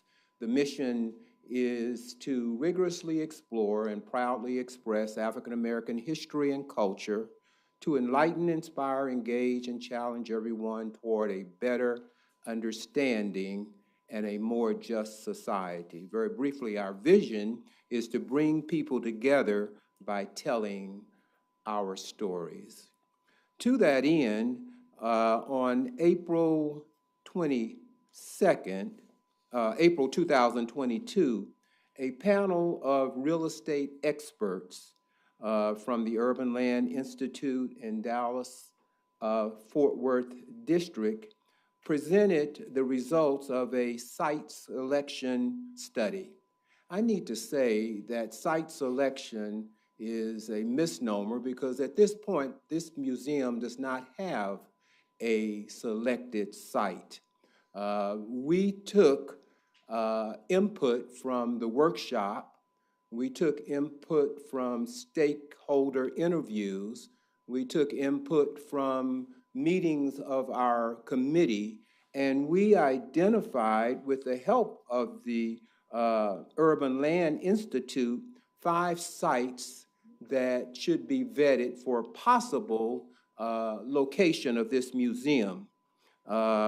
These 5 sites were the James E. Gwynn site. There's a plot of land behind James E. Gwynn that was identified as a potential site. The corner of Evans and Rosedale, where the Juneteenth Museum is going to presently be located. And then the Hope Global Project, which is on the south side, was also identified as a potential site. So there were 3 sites on the historic south side, which were identified, as well as 2 sites in the cultural district. Those sites were the plot of land, Site 4, and I could here, which is the plot of land in front of the Heritage parking garage, and then 1300 Gindy, which is on the corner and is now occupied by Kids Who Care, as well as Art Fort Worth. The 5 sites then were evaluated based on criteria established by the Urban Land Institute, and their recommendations were, number one, the cultural district adaptive reuse of the 1300 Guindy. Their second choice was the cultural district new construction, which is the plot of land next to 1300 Guindy. They also added a sixth site, which we did not authorize, but they looked at the Southside Community Center, which was located on Rosedale, and they selected that as a potential third site. But of the three, we concentrated our attention on their number one recommendation. They provided pros and cons for all three locations, and we, out of a necessity, decided that we would select the number one preferred site, not our selected site, but for the case of moving this project forward, we had to have a site to concentrate on. And so we used the 1300 Guindy site as our preferred site. Having chosen that site as our preferred site, we then vetted or exposed this location to groups of concerned neighborhood stakeholders. On May 4th, we had a focus group with museum representatives and other cultural leaders at the Hazel Harvey Peace Neighborhood Center, and there were 15 in attendance. On May 9th, we had a focus group with business and civic leaders, 11 in attendance at the Hazel Harvey Peace Center for Neighborhoods. And then on May 12th, we had a public forum at the Como Community Center, which had approximately 50 people, to get input on the selection of the ULI of the 1300 Guindy location. In addition to that, on June 2022, Rainwater Charitable Foundation and United Way sponsored a learning tour for some 12 of us that allowed us to visit 3 outstanding museums of African American history and culture in the United States. We went to Montgomery, Alabama, and we saw the Legacy Museum. We went to Washington, D.C., where we spent 3 days. We spent 2 days in the National Museum of African American History and Culture. And on the third day in Washington, D.C., we visited the Anacostia Museum. That is pictures of us in front of the Legacy Museum in Montgomery, Alabama.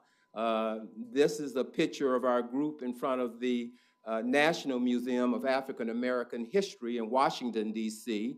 And then on the third day in Washington, D.C., we visited the Anacostia Community Museum, which was on the southeast section of Washington, just to see what a smaller footprint would be like in a museum. As Andy mentioned earlier, the recommendation of our workshop was that we have a minimum of 25,000 square feet, yet all of the comparable museums that the ULI presented to us had an average of 40,000 square feet. And so our last stop was Detroit, where we visited the Charles Wright Museum of African American History. Prior to the building of the African American Museum in Washington, D.C., the Charles Wright Museum was the largest African American museum in the country. It is composed of 125,000 square feet.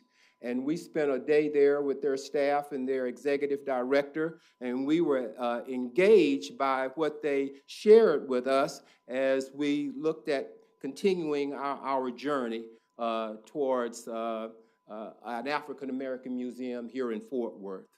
I'm happy to announce that our steering committee created a 501c3 nonprofit organization, as was recommended by the workshop.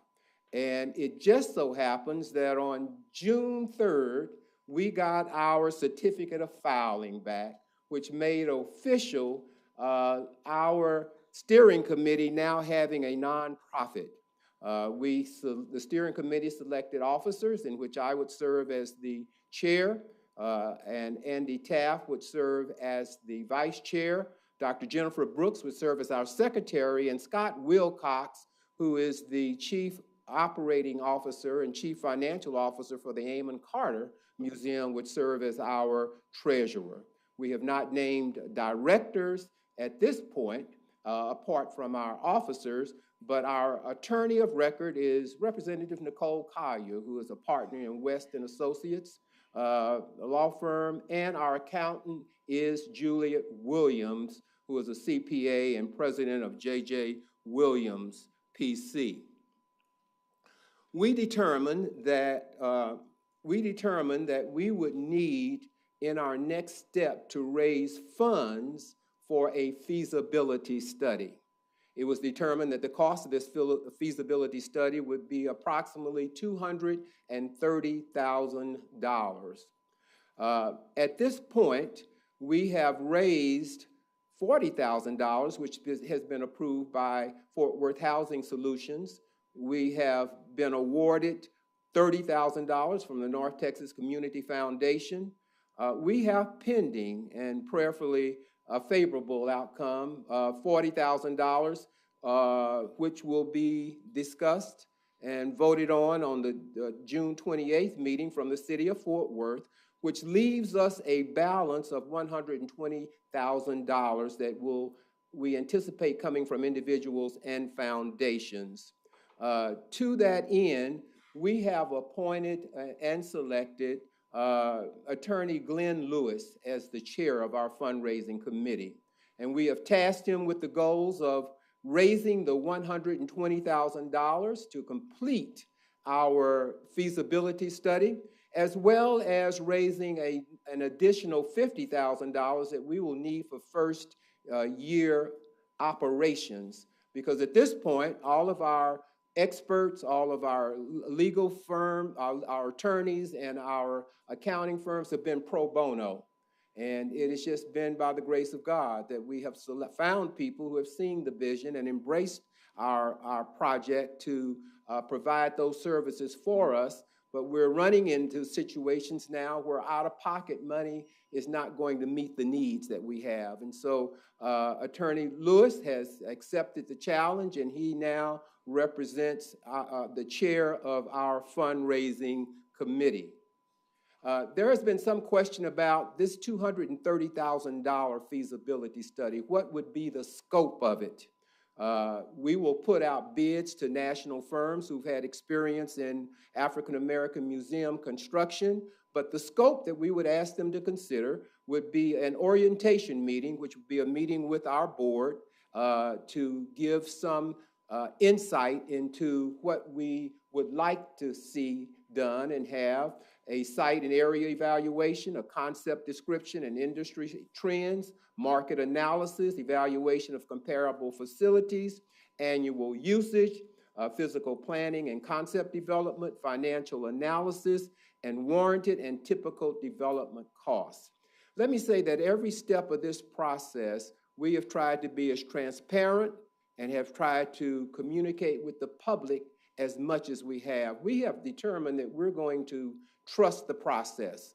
We're process locked, and we're not putting the cart before the horse, but we are methodically taking our time to do this right, because this museum is not for our 501c3. It is for the citizens of Fort Worth, and they deserve to know what we are anticipating doing and how we're doing it, and that they are a part of it. This is a museum for the people, by the people, and of the people.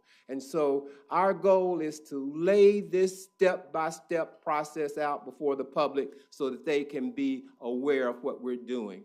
As you know, there are 3 cultural institutions in the works right now. The African American Museum, Fort Worth African American Museum and Cultural Center, and the Juneteenth Museum, and then the Transform 1012 North Main, which is also referred to as the Fred Ralph Center for Arts and Community Healing. Let me say that we are not we are not a conglomerate of museums, but we are pledged to be mutually supportive of each other. And so there will be some overlapping constituencies, but our themes and our coverage are independent of each other. And it is our feeling that Fort Worth is ready for these institutions. And so there is a brief overlap of the three, but they each have their own character and their own personality. And so then what might we say are the keys to success for the Museum and Cultural Center? One, community support is important. Two, leadership of the nonprofit organization. Three, economic and financial feasibility, which we will determine by the feasibility study once it's generated. Four, cooperation among cultural institutions. There are 5 major institutions at this point in the cultural district, and I think a cooperation among those institutions to highlight or to enhance what already exists would contribute to the success of all of the institutions located there. And finally, fundraising or funding partnerships are important. What then might we say are the next steps to move this project forward? One, on June 28th, the City Council will consider M&C allocating $40,000 toward the completion of our feasibility study. On July 27th, the Steering Committee reviews a report on the city's building condition assessment of 1300 Guindy, not our selected site, but our preferred site for the sake of moving this project forward.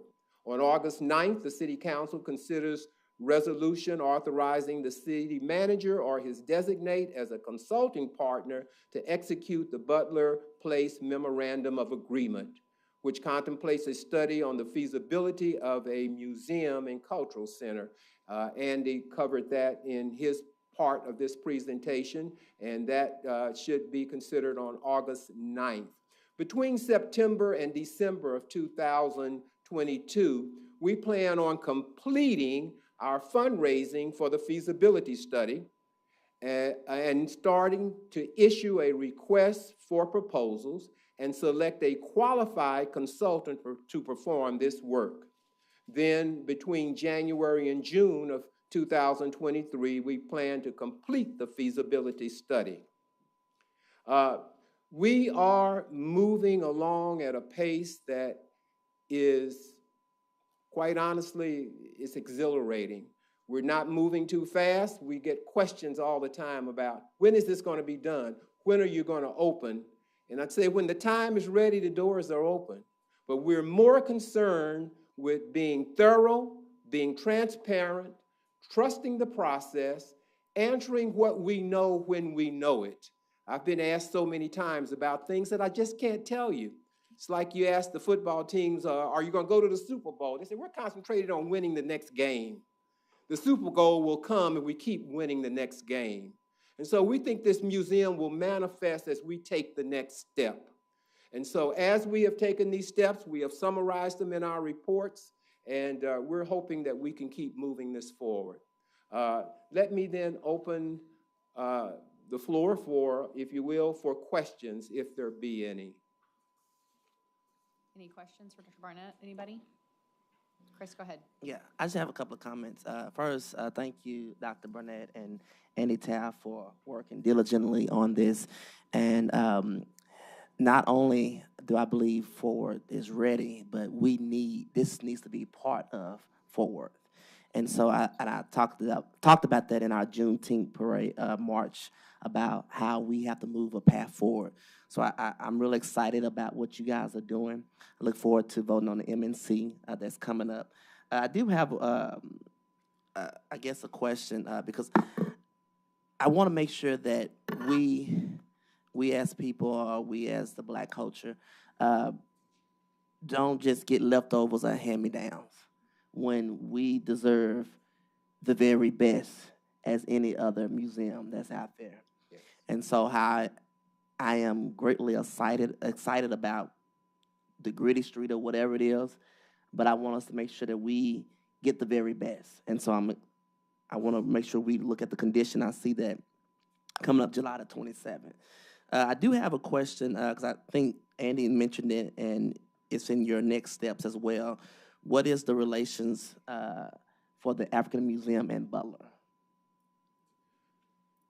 When this was first for placing the African Museum Butler, or let me clarify your question. What's the relation? You talked about. Well, the committee came out of a subcommittee for the Butler Housing Project. Okay.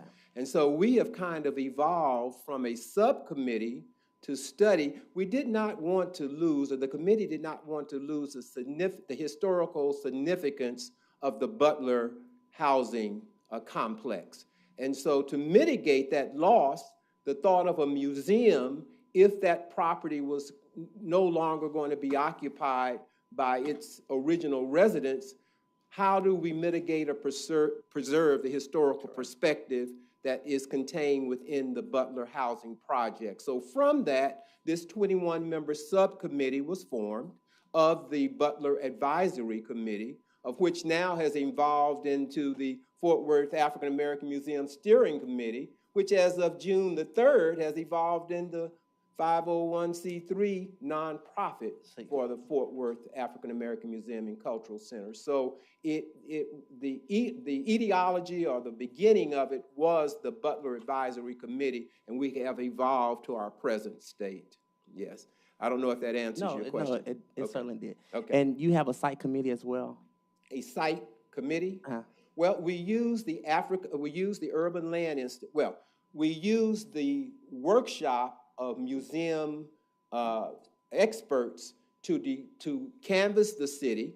They listened to the input of some 100 stakeholder interviews. They chose or recommended those 5 sites that we then vetted. So we started out with no idea, and we brought in expert panels to say in our city, and they took bus rides around the city, but they heard from the input from the 100 stakeholder interviews what would be areas that they think would be suitable, and came to a consensus of the 3 areas in historic South Fort Worth and the 2 areas in the cultural district. So all of this organically evolved from interviews conducted by national panelists to bring us to where we are today. So our site committee, which would be contained, is really a culmination or a consensus of all of these groups making recommendations, and we have taken their recommendation and moved it to the next step to kind of vet and get insight into what is most appropriate for this institution. Gina. Thank you. I thank you for the presentation, Dr. Barnett. Andy, you may not remember, but I was at that first meeting with you at Butler, and all the Black folk were wondering, what's downtown Fort Worth ain't doing here? What are they up to? And it was very interesting watching the dynamic, in that room that evening.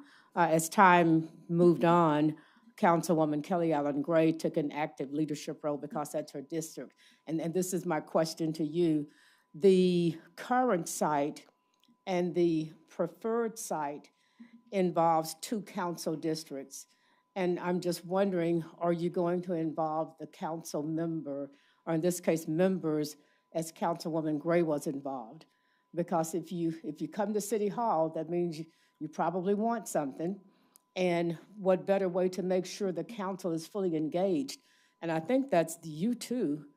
And so I'm not asking for them to have presence, but I'm just curious, are you all going to do this with us at that table? Definitely.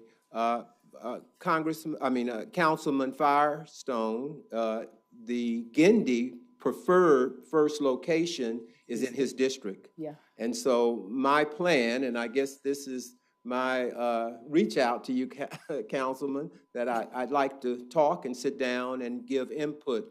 We are only coming, I think we came off of the trip last week. So we're just at the point where we are now ready to go to the next step with the feasibility study, and we are centering around our preferred site. So definitely, we will include Councilman Firestone. Well, I at didn't this mean to point. drag people into more jobs, but, you know, I noticed the former council person, and I didn't see us having presence there, so Yes. that satisfies, you know, my question. I do think there's a need for continuity, because I know that there are still people who think that it should be at Butler. And so, you know, that's in District 8. And so I just think I think it helps your cause if you're lockstep with council folks. Yes. No matter how controversial they may end up being. I can see Leonard just tearing up everything now. Well, no, appreciate that, Gina. You know, you're right. I mean, this is the first that I've seen this information and kind of seen the bigger story, which is fine. I do think it's important, I was going to bring this up for this reason, that for those that are watching, like myself, that are seeing this, hearing it for the first time, have you engaged, or has anyone from the city engaged Kids Who Care or the Arts Council? Yes.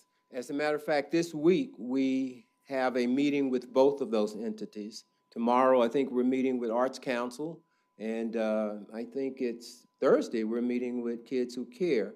We have previously met with Kids Who Care, and so we've been in there. We're touring the building, with tours being led by both of those entities. And so, no, we are actively engaged, and they are a part of, and they attended the focus groups that we gave when we got our results from the Urban Land Institute. Both representatives from Kids Who Care, I think it was Deborah Jong was there, and Jared Sloan was at that meeting as well. And they were, is that right? Okay. Okay, yes, was at that meeting.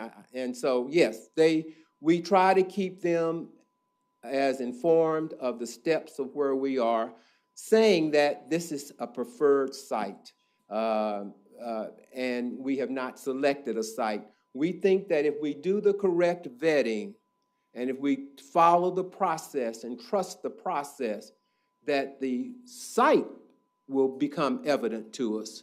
And so sometimes, I guess, if you feel the motion or the momentum going in one direction, you can say that's where you're going to put it. But it's hard to say we have to concentrate on something. So we've taken the consensus of all of these panels and focus groups and experts to look at this, and this is where we are. I am sure that there is not a site that we're going to get 100% consensus on. And so we're doing our best to take, with input, the best that we can humanly do, because I think perfection is out of our reach at this point. So, yes. So, preferred site, but not selected site until we get back the feasibility study, which will even give us a deeper dive into some of the questions that may need to be addressed, where we can get to the point of presenting to this council and to our mayor, this is where it points, and can you support that conclusion? But we have given you everything that we have done, and none of it has been in a back room. None of it has been in my living room. It has been through expert input, showing that to the public, getting their feedback, wrestling with that, going and getting another panel, traveling to see other museums. It is more important that this be done right in the eyes of the public, because building it might be the easiest part. Buy-in is the tough. Getting Fort Worth to know that this is their museum. You know, this museum is not an African-American museum. It's a museum of American history representing the perspective of the African-American. But this is American history. It's just from the perspective of the African-American, and it will focus on the impact of African-American history as it related or manifested in Fort Worth. And so we're bringing this from American history, from an African-American perspective, to a focus of how that perspective manifested itself. You know, our society is changing. Sometimes you can't see change when you're in the middle of change. You have to see change in the rearview mirror. But our society is changing, but we have to do things that contribute to the change of our society. Even if we don't live to see it, we have to start bending that moral arc. Oh, I'm sorry. I've been told that, and without passing the plate, it might be time for me to sit down. Are there other questions? Yeah, I did just have one other question now, and I was just thinking the same thing. I was like, we had an argument here. I'm enjoying you speak. Because we had an argument. I was right on, say it. I was just trying to wake people up in the back. But the other question, the final question, because how you said the sites, and I saw the Southside Center on there, which is fine. In the feasibility, they will also be looking at Butler as well, all the sites. No. So no. The feasibility study will concentrate on our preferred site. We would almost have to run a separate feasibility study for each of the sites to give us all the parameters. So the firm will take our preferred site. That's why we had to get to a place of greatest consensus, greatest agreement, because we're looking at $230,000 to give us all of the metrics and the parameters for our preferred site. We may not have to duplicate that for each site, but it would surely be some percentage of that, which could easily double the cost if we ran that site, if we ran that kind of analysis on all. So the Butler was not on our 5 sites.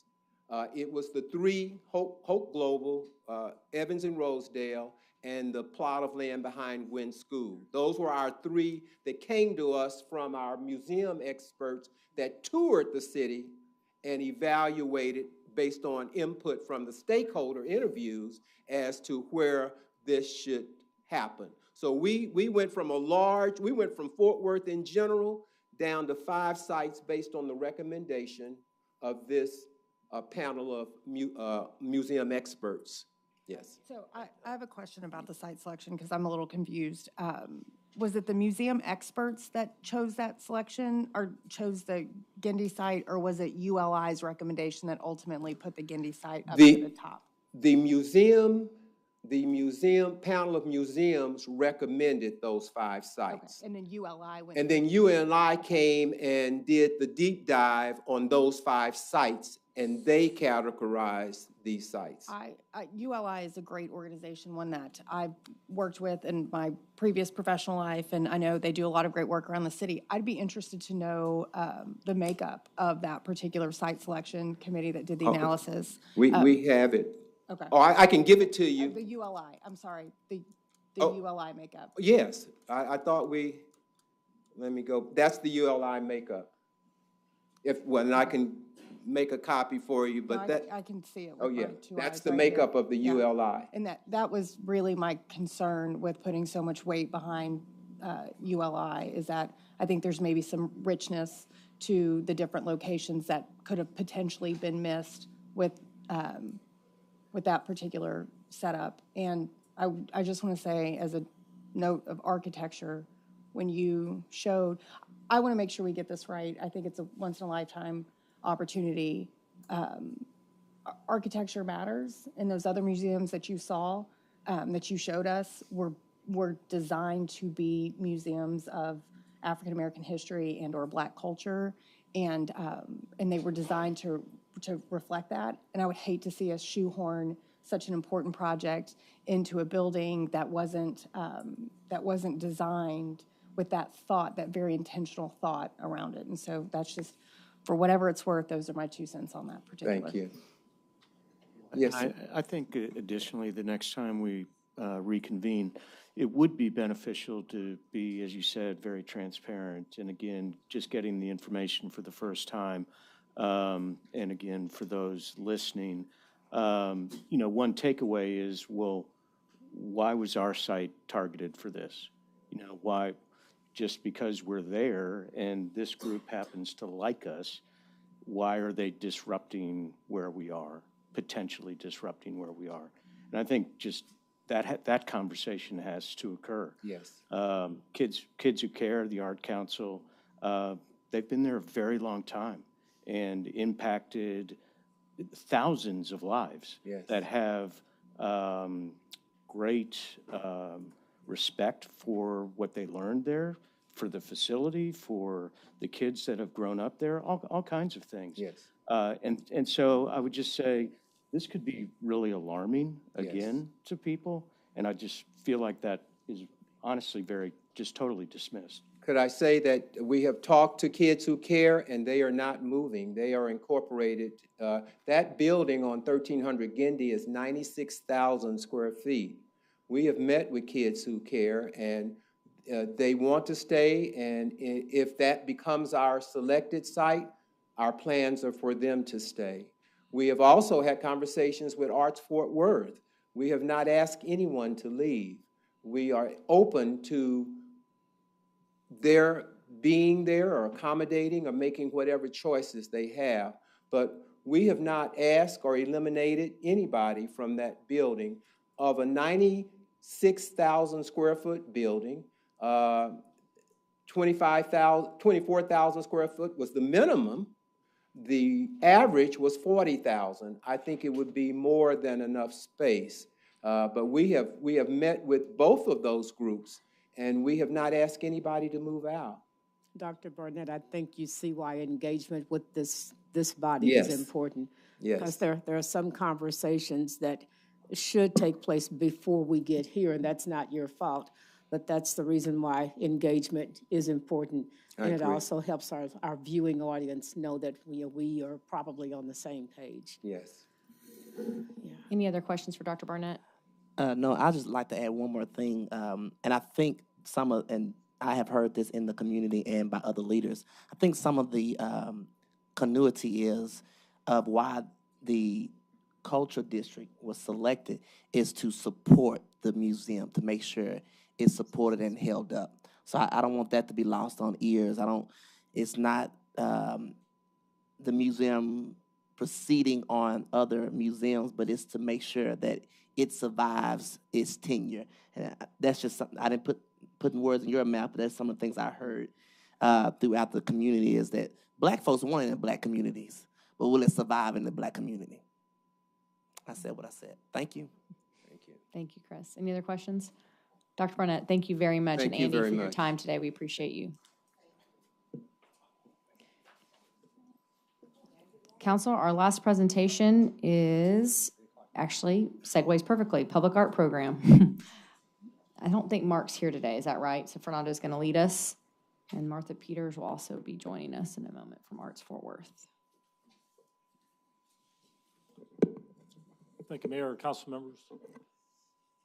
For 20 years now, the city of Fort Worth has been contracting with the Arts Council of Fort Worth and Tarrant County, also known as Arts Fort Worth, to manage our public art program. And the Fort Worth City Council plays a big role in the public art program. Among other things, the City Council allocates, subject to voter approval, 1% of the amount associated with every transportation bond proposition. And we just had a bond election passing last month. And 2% of every bond proposition associated with parks and various kinds of public facilities. The council also approves a long-range master plan for public art and an annual work plan for public art and individual contracts for the design and fabrication of artworks.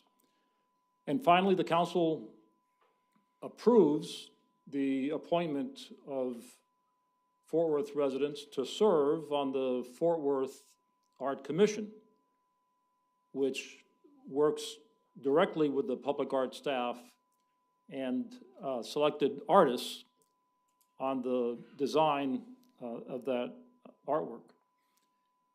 And those relationships are depicted in the organization chart that you see on the screen.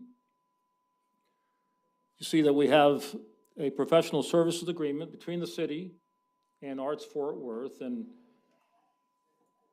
the heart of the work occurs in the Fort Worth Art Commission, which is currently chaired by Mr. Esdras Tucker, and includes various public art experts as well as community leaders who can contribute a valuable grassroots perspective to decisions that are made by the Art Commission. The public art program has enjoyed many successes over the past 20 years, but the council and others have pointed out, and I think it's a valid concern, that we need to do a better job of delivering our public art projects in a timely way. And I think you can see evidence of that need in this table that shows you the status of what we're calling legacy-funded projects, projects that were funded with the 2014 bond program, and even further back, as far back as the bond program of 2004. We have completed, within those 4 debt programs, a total of 60 projects, but there are 27 additional projects that are not yet complete. They're still in progress. So you can see the different stages of progress, all the way from planning to fabrication installation. There are actually 4 projects on hold. 3 of those projects we'd like to take and reallocate or reprogram their funds for underfunded projects in the same council districts. And so Martha Peters from Arts Fort Worth will be seeking meetings with the affected district council members to discuss opportunities to reprogram those funds. The 4th project, which we're not recommending to have funds reprogrammed, is associated with the convention center expansion. And that public art project will be ready to go as soon as we're ready to proceed with the convention center project. We were delayed, as you know, by COVID, and are getting ready to resume that work in the months ahead. And so I'd like to introduce or reintroduce to you the Director of Public Art for Arts Fort Worth, Martha Peters, who has worked with us since the very inception of this program. I think most of you know Martha well. And she's prepared to outline for us a strategy to accelerate the delivery of public art projects in Fort Worth. Martha?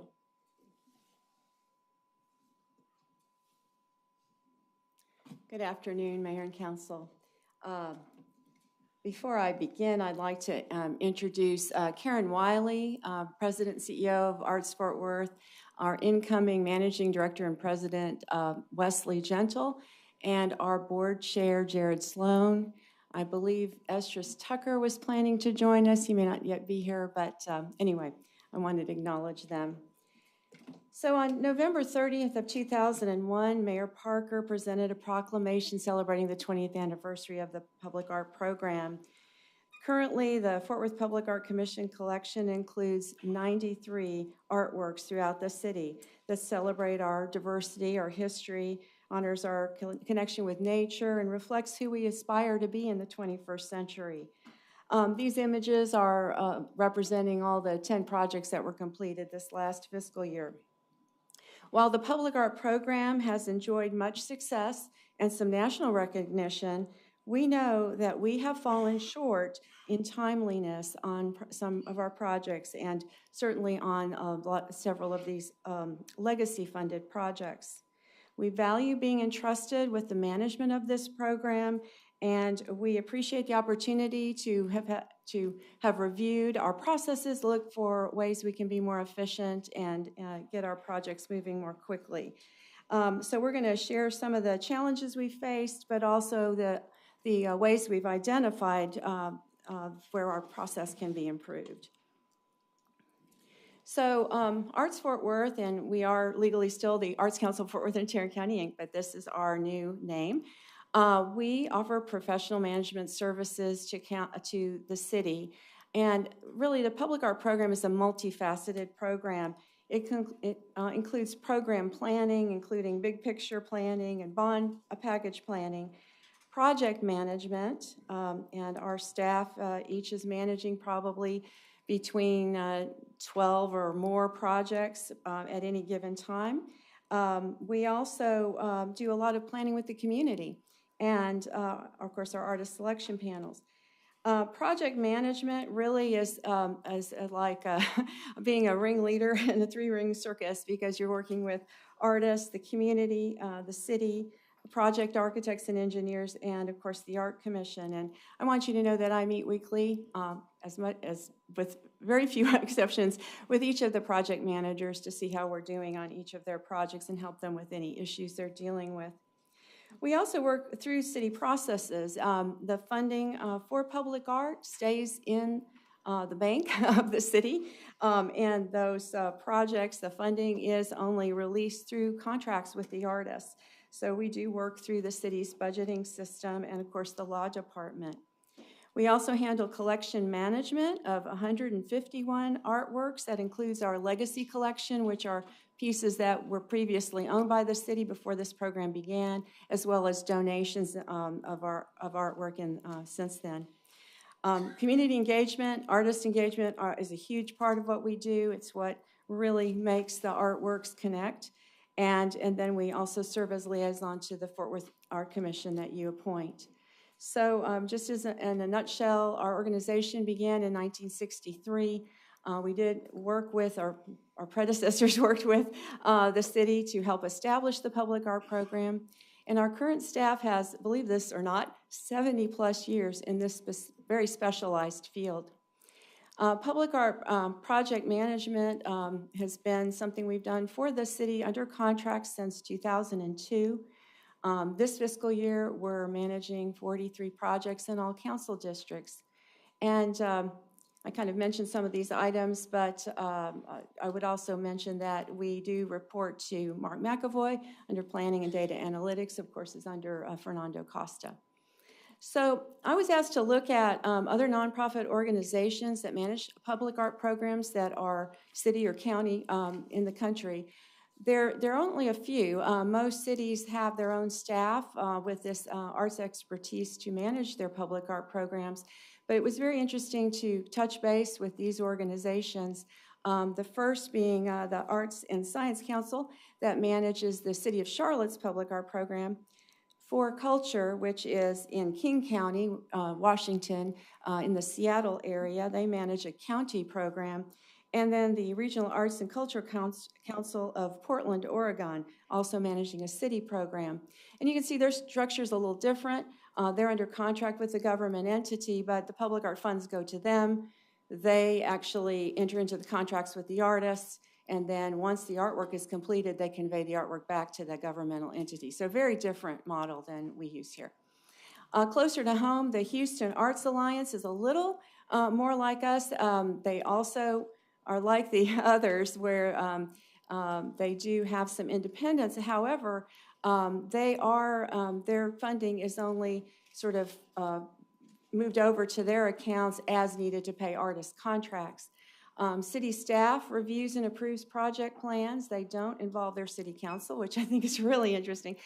But they also contract directly with artists, and then they convey art to the city of Houston when they're finished. But they recently went through a process review program looking at how they could improve performance. And I thought it was interesting, some of the ideas that they came up with. One is they do, although Houston Arts Alliance has the public art team, the city actually has a mayor's office of cultural affairs, and it's just a 1 or 2 person office. And their director is now having weekly meetings with the public art manager. And this is really important and helpful because there are a lot of issues that need that high level attention. And then also they decided to hire 2 temporary project managers to address their project backlog. And then they developed some general project timelines for commissions, acquisitions, and conservations, with the caveat that sometimes those standard timelines may need to be adjusted under certain circumstances. So here in Fort Worth, the public art program, managing it, is really a collaborative partnership between the City of Fort Worth and Arts Fort Worth. Let me get to my page here. And while, public art itself is a very highly collaborative effort, and so is our management, both entities have certain tasks that they're responsible for in order to move a project forward. So my staff and I have to give a shout out to Ann Allen, Alida Lobby, Jenny Kahn, Michelle Richardson, who all helped really analyze each step of our project to understand where are there places we could be more efficient. So on this particular slide, you can see this column is showing the phases of a project and the tasks underneath. And then up above, you're seeing all the folks who play a part. Of course, our staff, the city's project consultant, meaning the architect or engineer for the project, the council member in whose district the project is located, their appointed project core team, which is a group of stakeholders that helps us vision the project and follows it through from beginning to end, the artist selection panel, which includes some project core team members and art expertise from the area, the artist that's selected, of course, in the Art Commission, and then I added Fernando, the ACM. So you can see, as an example, if you look under project core team formation, our staff, city staff, especially the community engagement office, and the council member all have a role in identifying potential people to serve on that core team. If you look under artist selection, an artist selection involves just about everybody. So you can see how that works. On the next slide is the continuation of the process. So here we have the final design phase and the commission phase, which is when the artwork's actually built and installed and so forth. And here we also see, for instance, a contract review needed by the law department, purchase orders and payment requests. So all those kinds of things are handled by city staff. So we, of course, work closely with project managers in the city departments, but I did reach out to each of them to ask them, well, what is your standard time frame for your projects? So we could really think about doing the same for public art. And for facilities, basically architectural projects, 36 months. For park improvement projects, 36 months. Arterial streets, 48 to 60 months after right-of-way acquisition. So ideally, a public art project runs concurrently with the larger capital project of which it's associated. And that's our goal, and that's the ideal.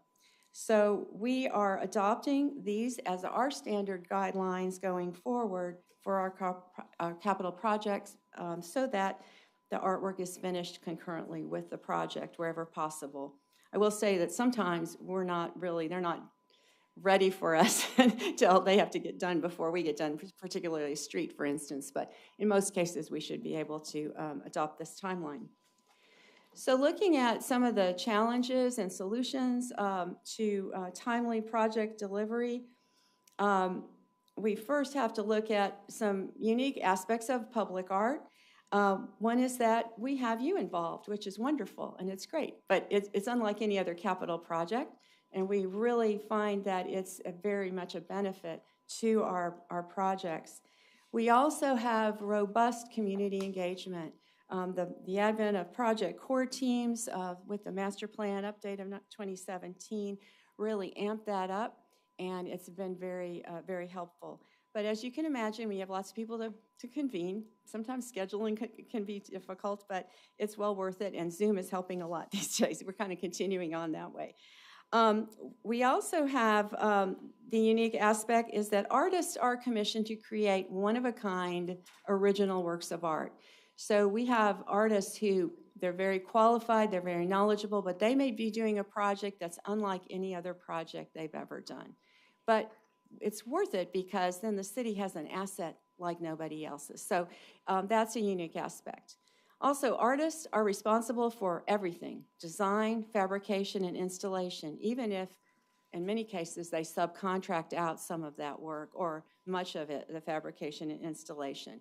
So they are dealing with subcontractors, and we have seen sometimes that can be challenging. And then, of course, finally, that our artists' works are copyrighted. So if we have an issue with an artist and we have to let them go, that usually means we got to start over with a new artist. So there's some examples of delays that are beyond our control, the city's control, and that might be an artist who has an injury or a serious illness, fabricator backs out, they have to find another one. Of course, the recent cost spikes and supply chain issues everyone's facing, we're seeing. And other issues that have come up, including unknown site conditions, even aspects of a site the city wasn't aware of, and then also review timeframes. For instance, if we have a project associated with TxDOT. Some examples of things that we may be able to control better are things such as contract negotiations, artists not maybe making the public art project their priority, staff turnaround times for their tasks, and of course there's sometimes capital projects that need to be delayed to find a new site. And sometimes council members might have a request that impacts the schedule. So here are the solutions we come up with, or at least some things we think will help with general project delivery. And we're excited. We're already starting to implement some of them. And we've been talking with, of course, Fernando and Mark McAvoy about some of these ideas, and I believe we have their concurrence.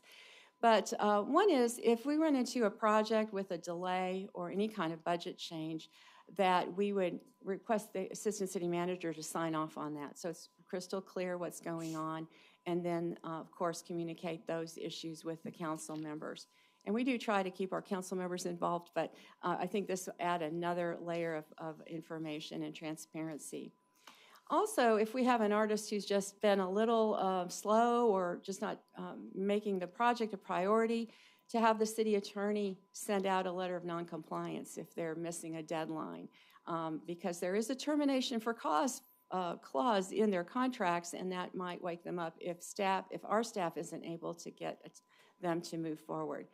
And then we're also working on a new kind of public art contract that's basically a base contract for preliminary design with addenda for final design and commission, so that we don't go through a contract negotiation 3 times. We have a 3-in-1 contract, which we think will help expedite negotiations.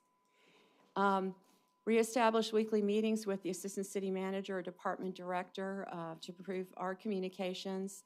And then ask that our city staff partners try to turn things around within 5 business days if possible.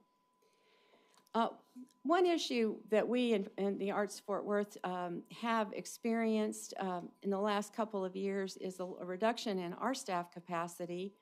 One reason is that one of our most experienced project managers started getting involved with helping clean up some ERP and capital budget matters during that switch over to that new system. And she's found herself doing more and more sort of internal capital budget work that's taken her away from project management. And then also in 2021, we took a budget hit or a decrease during COVID-19, and that decrease has stayed level now for 2 years, and that has had an impact on our staffing. So to show good faith and our firm desire of doing a better job, getting those older projects out the door and meeting the kind of expectations we know you have, Arts Fort Worth, the board and the president authorized hiring a part-time project manager at Arts Fort Worth's expense. So that's what we have done, and we were able to hire a former employee who used to be a project manager for us, and so we're hopeful that will make a difference. I know you saw a chart at the beginning with the status of old projects, and I wanted to show you this as the 16 or 14 or so projects that we believe will be complete by the end of this calendar year and into next calendar year. As you can see, these are all pieces in fabrication or final design. So these are a priority for us, and we'll look forward to having them all installed. So just to wrap up, I just want to share with you, as Arts Fort Worth and representing our management of your public art program, that our commitment is to prioritize the completion of legacy-funded projects, work with city staff to implement some of these new process improvements, really all of them if we can, commit to a standard time frame for public art projects moving forward, and to report back to you on our progress in September when we share with you an annual work plan for 2023, as well as the Art Commission's public art plan for the 2022 bond program. And that's all I have. Thank you, Martha. Any questions, council? No? Okay. All right. Thank you very much. We appreciate you. Council, I think that's the last of our presentations. We're not doing budget today. Any future agenda items or reports, requests for city management? Go ahead, Michael. Jeanette, most of us got an email today from Jeanette about a liquor licenses process. Jeanette, I thank you for sending that out. But the real issue is that we have an ability at some points under certain licenses to protest those licenses. So getting it after it's already been signed and approved by us doesn't really help us. Yeah. So I'm not sure if this is an hour, but we need to put a process in place where we're notified. So we at least might, and this stems from a liquor license that was issued in Como. I don't know that in that particular instance, I do know that we couldn't have protested it, but it would have been nice to know about it in process. Because there probably could have been some other things we've done. I've met with State Rep Charlie Guerin, State Rep Ramon Ramiro. They were part of this conversation. There are some things that need to be done on the state level, but where we can control on the city level, I'd like to try and do that if it's going into neighborhoods where it shouldn't. Any other items, council? Yeah, I have one. I don't really know if this is a future agenda item, but I want to put it on the hearts of us. Mentioning to David, also to Christina Brooks, about us partnering with the Juneteenth and doing a debriefing of all the excitement that happened over the weekend. I think that's important. So visit Fort Worth, Christina Brooks' office, city staff, so that we can be prepared for next year or whatever we need to do to bring a more partnership together. So that's that. So I don't know who can put that together, but I think that's very important. The other thing is, I just got a text message about people complaining about have access to watching us Facebook, but they talked about I guess the way it's done now, it's not available until a day after on the city website. I don't know live stream, but if they miss half of the meeting, when can they go back and watch it? So it's kind of getting a little Yeah, and Renee, I know, is looking at this immediately. It's something we talked about with him last week. Because I did ask him about the Facebook when you want to hear it again. Okay. So that's my two future agenda items. And I have one for Deanna probably, and this can wait until August, but I know we have a 6-week family leave policy. I want us to kind of get an update on how that's worked so far for city employees, and do a little exploration and probably deep dive with Best Place for Working Parents on the push to maybe go to 12 weeks, and think about that as a future agenda item. There's no rush on that. Go ahead, Elizabeth, you had something.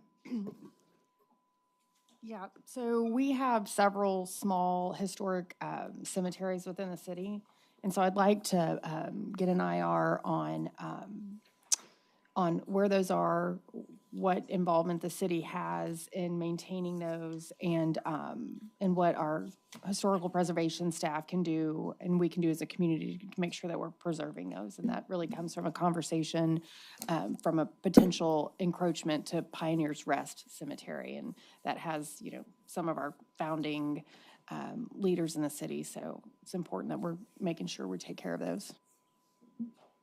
Anybody else? Go ahead, Jared. I'll do one. We met with the Parks Department, which I'm really grateful for, at Cross Baker Park.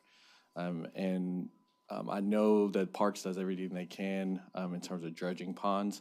I know that, there may be a need in this upcoming budget cycle to look at, is that budget sufficient? So I'd love to maybe get an informal report on the need for dredging in District 6, but I'm sure that applies to other districts too. Anybody else? Going once, going twice? That's it. We're adjourned, and we're going to go into executive session.